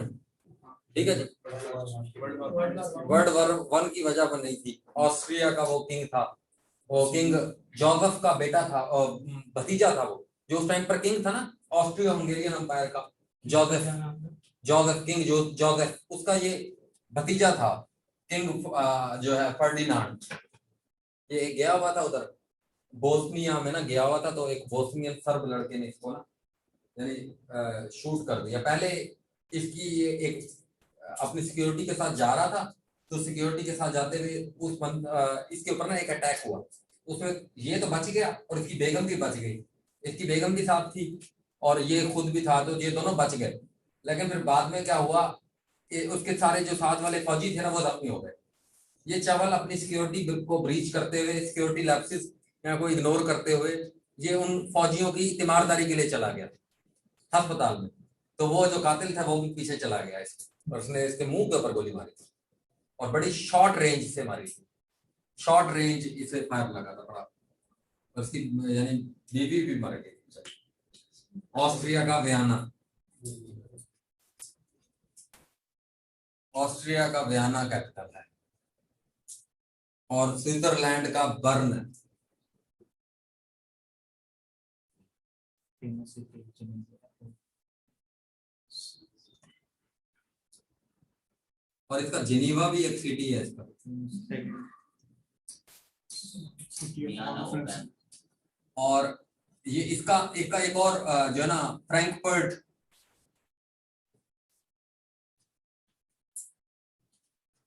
हैम्बर्ग, ये हैम्बर्ग एल्बे रिवर के ऊपर है, हैम्बर्ग।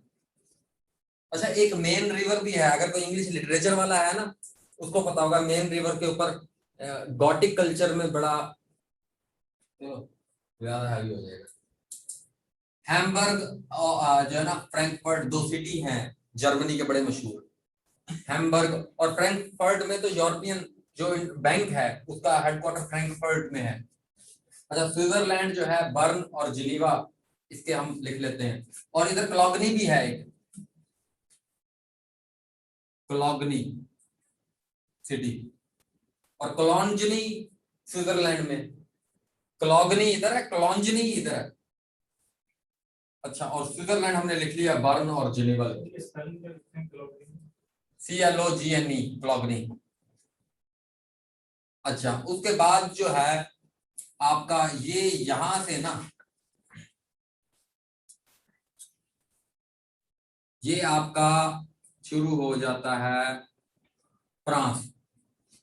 फ्रांस शुरू होता है, लेकिन फ्रांस जो है ना वो फिर ये यहां तक आता है फ्रांस, और फिर आपका शुरू हो जाता है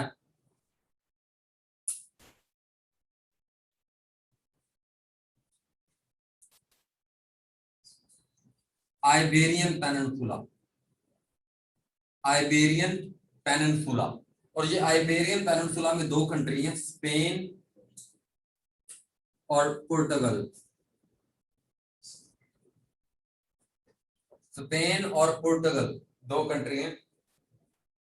और स्पेनिश एम्पायर भी बड़ी उसकी एक तारीख है, पूरा साउथ अमेरिका इसके कब्जे में था स्पेन के। नॉर्थ अमेरिका में भी ये जो मैक्सिको का रीजन है या जो आइलैंड कंट्रीज हैं नॉर्थ अमेरिका के, ये सारे के सारे स्पेन सुपर पावर रही है बहुत बड़ी। मेरे से इंटरव्यू में पूछा था एक बार, मुझे उस वक्त नहीं पता था। अच्छा, तो स्पेन जो है ना, ये इसका अपना बड़ा कल्चर है बेहतरीन। स्पेनिश लैंग्वेज भी बड़ी जबरदस्त है, ठीक है। और स्पेन का क्या कैपिटल है जी?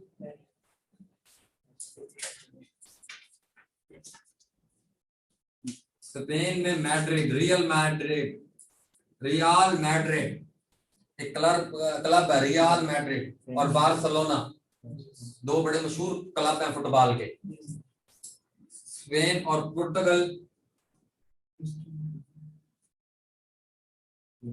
लिस्बन, लिस्बन, ठीक है जी, लिस्बन। और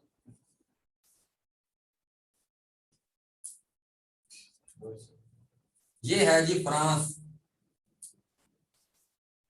अच्छा, आबादी के एतबार से भी जर्मनी सबसे बड़ा कंट्री है। जर्मनी की आबादी भी तकरीबन 5 करोड़ है।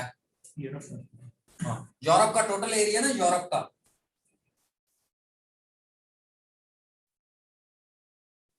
यूरोप का टोटल एरिया 10 मिलियन है, 10 मिलियन जो है ना। और पॉपुलेशन इसकी 10 million square kilometre, 10 million square kilometre. और पॉपुलेशन 75 करोड़ है टोटल। यूरोप की पॉपुलेशन जो है 75 करोड़ है। दूसरे नंबर पर यूके की पॉपुलेशन। अच्छा, फ्रांस बड़ा इंपॉर्टेंट है, नोटर डैम। और फ्रांस में भी रिवर बड़े अच्छे हैं, ली हार्वे सी पोर्ट भी है फ्रांस का, इधर लिख लेते हैं हम। फ्रांस का कैपिटल पेरिस। अच्छा, ये था ये वो जो है ना वो क्या कहते हैं, नॉर्मंडी आइलैंड, ये था नॉर्मंडी आइलैंड। नॉर्मंडी आइलैंड जहां पर ये 6 जून को 1944 को अमेरिका की फोर्सेस उतरी थी और उन्होंने फ्रांस को आजाद करवाया था जर्मनी से ना। जर्मनी ने कब्जा कर लिया था सेकेंड वर्ल्ड वॉर में फ्रांस के ऊपर। फर्स्ट वर्ल्ड वॉर में भी इसने फ्रांस के ऊपर कब्जा कर लिया था। यानी फ्रांस की फौज बड़ी फारग है, फौरन सरेंडर कर देते हैं, 1-2 दिन में ही लगते हैं इनको टोटल। फ्रांस पता नहीं क्यों इसको दी हुई है सुपर पावर, वो यूएन के अंदर स्टेटस दिया हुआ है इसको, वीटो पावर दी हुई है बिला वजह की। अच्छा, उसके बाद ये फ्रांस हो गया और फ्रांस का पेरिस हो गया। पेरिस किस रिवर पर है? सीने रिवर के ऊपर है। और यहाँ पर रोन रिवर भी है, रोन रिवर, सीने और रोन रिवर, ठीक है।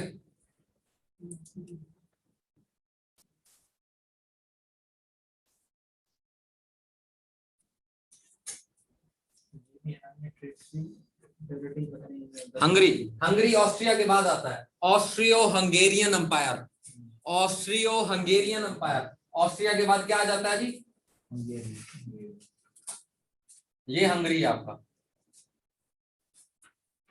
ये हंगरी, ऑस्ट्रिया के बाद हंगरी, ठीक है जी। और ये आपका हो गया जो है ऑस्ट्रिया हो गया, और ये आपका हंगरी हो गया। ये जी देख लो, आपका मैंने मेन यूरोप बना दिया, और बाकी मैंने आपको जो स्लो, क्रो, बो, से, मा, अल, मौज ये बताए हैं, ये बहुत आसान है। अब यहां पर आपका जो है ये ऑस्ट्रिया से, ऑस्ट्रिया के हाफ से शुरू होता है।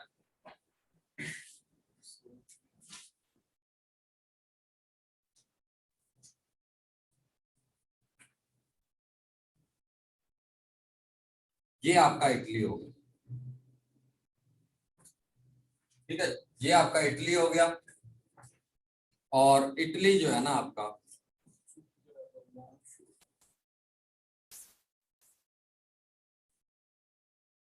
ये है आपका इटली, ठीक है। ऑस्ट्रिया के भी बॉर्डर लगता है इटली, और इटली के इधर जो है ना ये एक सिसिली इसे कहते हैं, आइलैंड है सिसिली, सिसिली आइलैंड है इसका इटली का। और इधर जो है ना सार्डिना आइलैंड है, सार्डिना आइलैंड भी इटली का है। और इधर कॉर्सिका, कॉर्सिका आइलैंड जो है फ्रांस का है, कॉर्सिका आइलैंड फ्रांस का है। ये सारा मेडिटेरेनियन सी है, ठीक है जी। ये सारा का सारा मेडिटेरेनियन सी है, ज्यादा नहीं कॉम्प्लेक्स कर लो चीजों को। अच्छा, उसके बाद स्पेन भी हो गया, पोर्टुगल भी हो गया, और इनके क्लब लिख देते हैं हम स्पेन के, रियल मैड्रिड,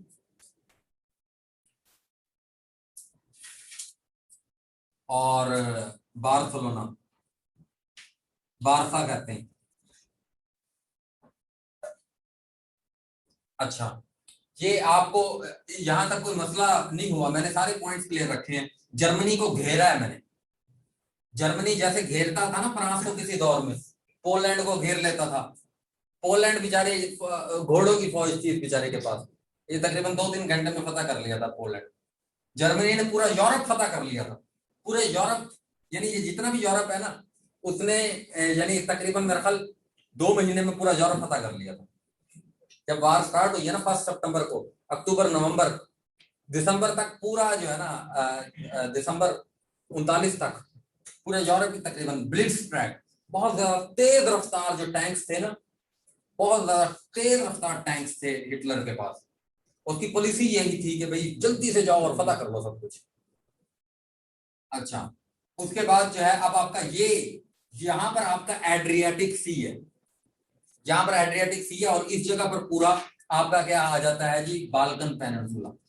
ये आपका इस जगह पर, ये अब थोड़ा सा ट्रिकी हो सकता है, तो आपने ये देखना है कि ये कैसे बनता है।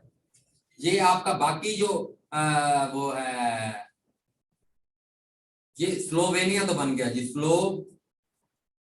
ये आपको पता है, मैंने इसके अभी कैपिटल लिखवा दिए।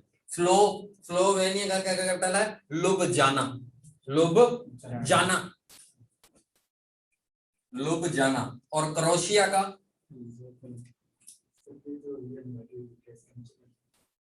बार्सिलोना।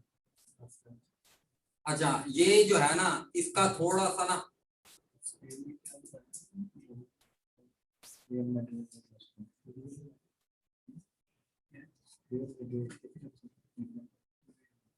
ये क्रोएशिया, स्लो क्रो, क्रोएशिया का क्या था? जैग्रेब, जैग्रेब, स्लो क्रो। उसके बाद बोस्निया, बोस्निया के लोगों का क्या है? सारा जीवो। और फिर बोस्निया के बाद स्लो क्रो बो से जो है आपका सर्बिया।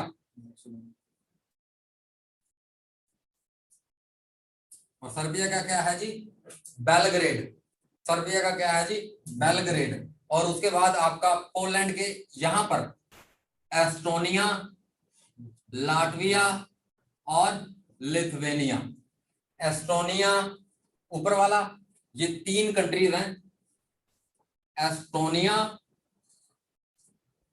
लाटविया और लिथुआनिया। एस्टोनिया का कैपिटल है, एस्टोनिया का टालिन, लाटविया का रीगा और लिथुआनिया का विलिनस। ठीक है जी। और इनके इस तरफ ना यहां पर बाल्टिक सी है, इस वजह से इनको क्या कहते हैं? Baltic countries.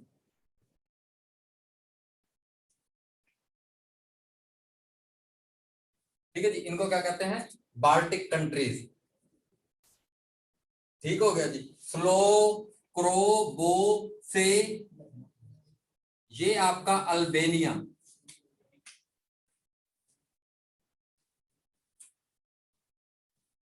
स्लो क्रो बो से मो, ये आपका मो ना इस जगह पर है। ठीक है जी। ये क्या आंसर हो गया जी? मॉन्टीनीग्रो, मॉन्टीनीग्रो, यहीं पर एमओ डाल देते हैं बस, मॉन्टीनीग्रो, मॉन्टीनीग्रो। स्लो क्रो बो से मो अल, उसके बाद मौज, मौज आपका बनेगा ये मैसेडोनिया।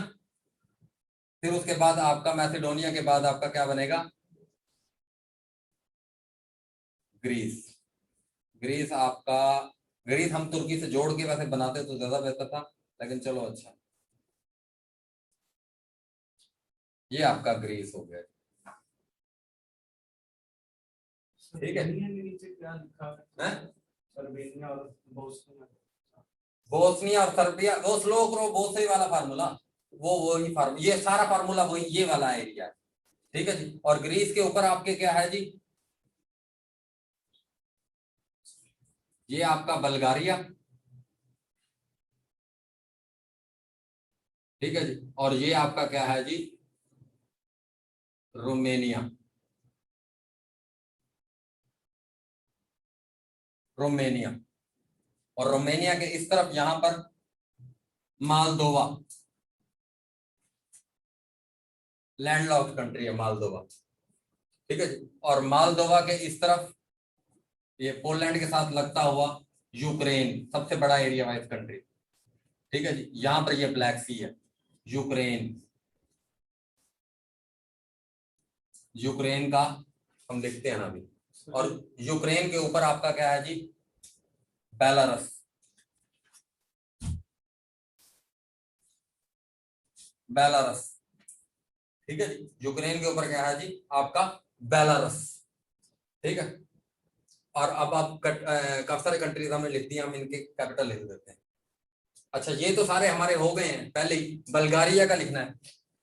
भाईजान, बल्गारिया में मैंने बताया था एक यहाँ पर लड़की रहती है सोफिया, उसे क्या है? बलगम है। साथ रोमेनिया में उसका बच्चा क्या कर रहा है? रेस्ट कर रहा है। और वो बच्चा देख रहा है सामने, हम भूखा बुढ़ा पेस्ट कर रहा है। ठीक है जी। यानी बल्गारिया का सोफिया,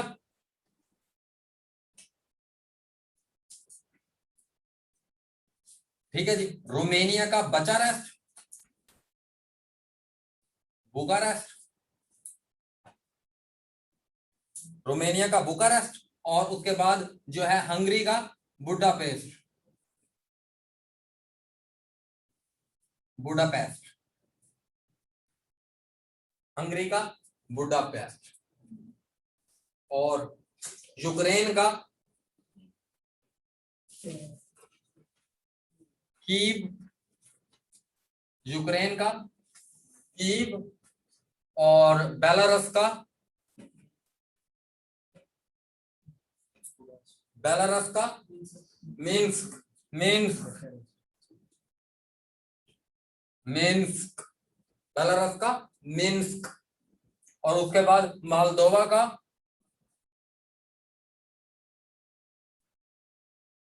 चिशिनाउ, अच्छा चिशिनाउ, और यहां पर सर्बिया के इस तरफ करके, ये इस तरफ करके आपका एक कंट्री है जिसे कहते हो कोसोवो, जो मैंने बताया था।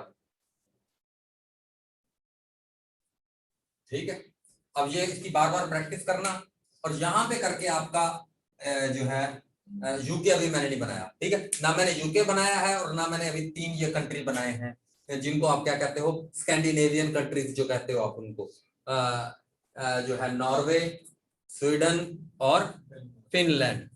ठीक है जी, नॉर्वे, स्वीडन और फिनलैंड, ये तीनों मैंने अभी नहीं बनाए, क्योंकि मैंने कहा अब इसकी बार बार प्रैक्टिस करोगे, लड़ोगे, मरोगे। नॉर्वे, फिनलैंड और भुट्टो, भुट्टो साहब कहते लड़ोगे, मरोगे। क्या कहा जाता है? हंगरी का बॉर्डर नहीं, हंगरी का बॉर्डर तो नहीं लगता जर्मनी को यार, हंगरी का नहीं लगता। बांगदरा वाला सिसली, बांगेदरा वाला सिसली, हाँ बांगे, हाँ। अच्छा, इसको आप बनाओगे ना, बार बार ट्राई करते रहोगे ना। आज मैंने बिल्कुल ज्यादा नहीं पढ़ाया। सर ये अल्बानिया और बोस्निया के पॉइंट ऑफ व्यू, अल्बानिया और बोस्निया, यानी ये 3 कंट्रीज हैं, ये इकट्ठे हैं। अल्बानिया जो है ना, ये कोसोवो और बोस्निया, और फिर ये सर्बिया। ये किसी दौर में ये थी जोसेफ बिरोज टिटो की यूगोस्लावियन एम्पायर। 1960 में इसका लीडर बन गया था यूगोस्लाविया का जोसेफ बिरोज टिटो। ठीक है जी, और स्लोबोडन माइलोसेविक, जिसको अभी वार ट्रिब्यूनल ने जो है वो सजा दी थी कि उसने बोस्नियन लोगों के ऊपर बहुत ज्यादा जुल्म किए थे। स्लोबोडन माइलोसेविक उसका नाम था लीडर का, ये भी सर्बियन लीडर था, क्योंकि सर्बिया हमेशा चाहता था कि मैं इस एरिया को लीड करूं। ठीक है जी, लेकिन तो फिर उसके हिस्से में नहीं आया। फिर इसी कॉन्टेक्स्ट में हम बाल्कन वार देखेंगे, और फिर ऑटोमन एम्पायर जब हम इधर तुर्की को बनाएंगे। अभी मैंने नहीं खोल रहा है इसको, मैं अभी चाह रहा हूं कि बस आपके ऊपर हल्का बोझ डालो, इतना भारी बोझ मैं नहीं डालना चाहता, लेकिन आपने जहन में रखना है आपके ऊपर बहुत भारी बोझ पड़ने वाला है, यानी इतना भारी बोझ कि आपकी सोच है। यानी मैं इसको जब कनेक्ट करूंगा ना, यूरोप की हिस्ट्री बहुत ज्यादा बड़ी हिस्ट्री है, और इसको मैं जितना भी छोटा कर दूं तो आधी किताब लिख दूंगा मैं इसके ऊपर, यानी आधी किताब आपको मैं सुना दूंगा उसमें। ठीक है, आधी किताब मुझे सुनानी पड़ेगी, क्योंकि इसके अंदर ओटोमान की जो ओटोमान एम्पायर है वो जब इस्टेब्लिश होगी, और यहाँ तक जब वो करेगी, ऑस्ट्रिया की कैपिटल वियना का जब मुहासरा कर लेगी, जब 1517 में जो उनका लीडर आएगा सुलेमान दी मैग्निफिसेंट, 1517 से लेकर 1566 तक जो रहा था, जो कि most powerful leader of Ottoman empire था, वो यहाँ तक पहुंच गया था, पूरा का पूरा बाल्कन उसने कब्जा लिया था। ठीक है जी, ओस्मानी वाज ऑन इट्स पीक। ठीक है जी, और 1517 में जब सलीम याऊस आएगा, वो इजिप्ट की तरफ जब अटैक करेगा, तो ये बड़ा एक ट्रांस कॉन्टिनेंटल एम्पायर्स जो है वो वजूद में आएंगी, जैसे रोमन एम्पायर है, रोमन रिपब्लिक है, ओटोमान एम्पायर है, और इसमें फिर मंगोल का जब इन्वेजन होगा, और ये वाला पूरा का पूरा ईस्टर्न यूरोप आपका मंगोल जब ले लेंगे, तो ये एम्पायर की जब हम बातें करेंगे तो बड़ा जहन खोल के रखना अपना, हर चीज अपने जो है ना आपने ऑन रखनी है, कि ये ना हो कि कोई चीज आपको मिस हो जाए, ताकि आपका हिस्ट्री का एक पूरा एक पर्सपेक्टिव बने, आपके दिमाग में एक ग्लोबल इमेज बने चीजों का। और उसके लिए की हमारी क्या रहेगी, मैप्स की हमारी क्या रहेंगी, मैप्स। हमारे दिमाग में जितना अच्छा मैप उसका बनता रहेगा, हम मैप के बारे में सोचते रहेंगे, जितना इसकी प्रैक्टिस करते रहेंगे, उतनी अच्छी हमारी हिस्ट्री कनेक्ट होती रहेगी। सर ये जो एक हो गया जी स्लो क्रो बो से मो मॉन्टेनीग्रो अल मौज, और ये मैंने बताया कफोवो, याद रखना भाई प्रिस्टेनिया, ये कफोवो मॉन्टेनीग्रो मॉन्टेनीग्रो, ये मैंने बताया नहीं, पोडोगोरिका पोडोगोरिका पोडो पोडो गो रिका। सर यहाँ पे पेनिनसुला है या वो कोई रिवर है यहाँ पे, तो ये जो दिखता है ये एड्रियाटिक सी है यहाँ पर, मैंने अभी पानी की बॉडी नहीं, यहाँ पर एड्रियाटिक सी है, यहाँ पर आयोनियन सी है, यहाँ पर एजियन सी है, यहाँ पर सी ऑफ मरमरा है, यहाँ पर जो है डार्डेनल स्ट्रेट है, यहाँ पर बास्फोरस स्ट्रेट है, यहाँ पर ब्लैक सी है, बहुत सारी चीजें, मैं सी को नहीं ऐड करना चाह रहा। ये पूरा का पूरा दानूब रिवर बनेगा, राइन लैंड बनेगी, ये थेम्स रिवर बन, बड़ी बड़ी चीजें, मैं पानियों को नहीं लाना चाह रहा, मैं पानी को नहीं लाना चाह रहा इसके अंदर ना, अभी मैं कह रहा हूँ अभी कंट्री का आप मजा लो, ठीक है, कंट्री को बनाओ और इन सबके इनको देखो यार कौन सी चीज क्या है, मैंने कहाँ गलतियां की हैं, उन गलतियों को आइडेंटिफाई करो यार, ये कौन कौन सी गलतियां हुई हैं, किस जगह क्या चीज जो है इंपॉर्टेंट मैं मिस कर गया हूँ, कुछ इस तरह की चीजें जो है वो आप लाजमी इसको करें। पोलैंड के ऊपर कौन से लगता है? पोलैंड के Estonia, Latvia, Lithuania, Baltic states, Estonia, Latvia, Lithuania, तस्वीर इसकी बनाकर भेज दो। कोई सवाल है? कोई सवाल है? सवाल है? कोई सवाल किसी का? जूम वालों, साइप्रस, साइप्रस तुर्की नहीं बनाया ना वासिफ भाई, तुर्की बनाता तो साइप्रस बनाता। रॉड आइलैंड भी बनाऊंगा, साइप्रस भी बनाऊंगा, इधर के जो है क्रीट आइलैंड भी बनाऊंगा, सारे आइलैंड, छोटे छोटे आइलैंड, क्रीट आइलैंड, सार्डिना आइलैंड के बारे में नहीं बताया, कॉर्सिका आइलैंड के बारे में नहीं बताया, सिसिली के बारे में नहीं बताया, पालमेरो के बारे में नहीं बताया, ठीक है जी, बहुत सारे आइलैंड इधर और हैं उनके बारे में नहीं बताया। आइलैंड नहीं, मैं कंफ्यूज नहीं करना चाह रहा था।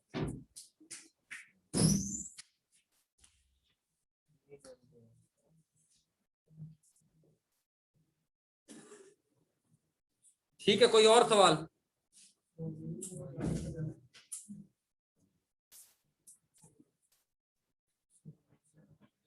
कोई है सवाल? पूछ लो भाई, पूछ लो सवाल।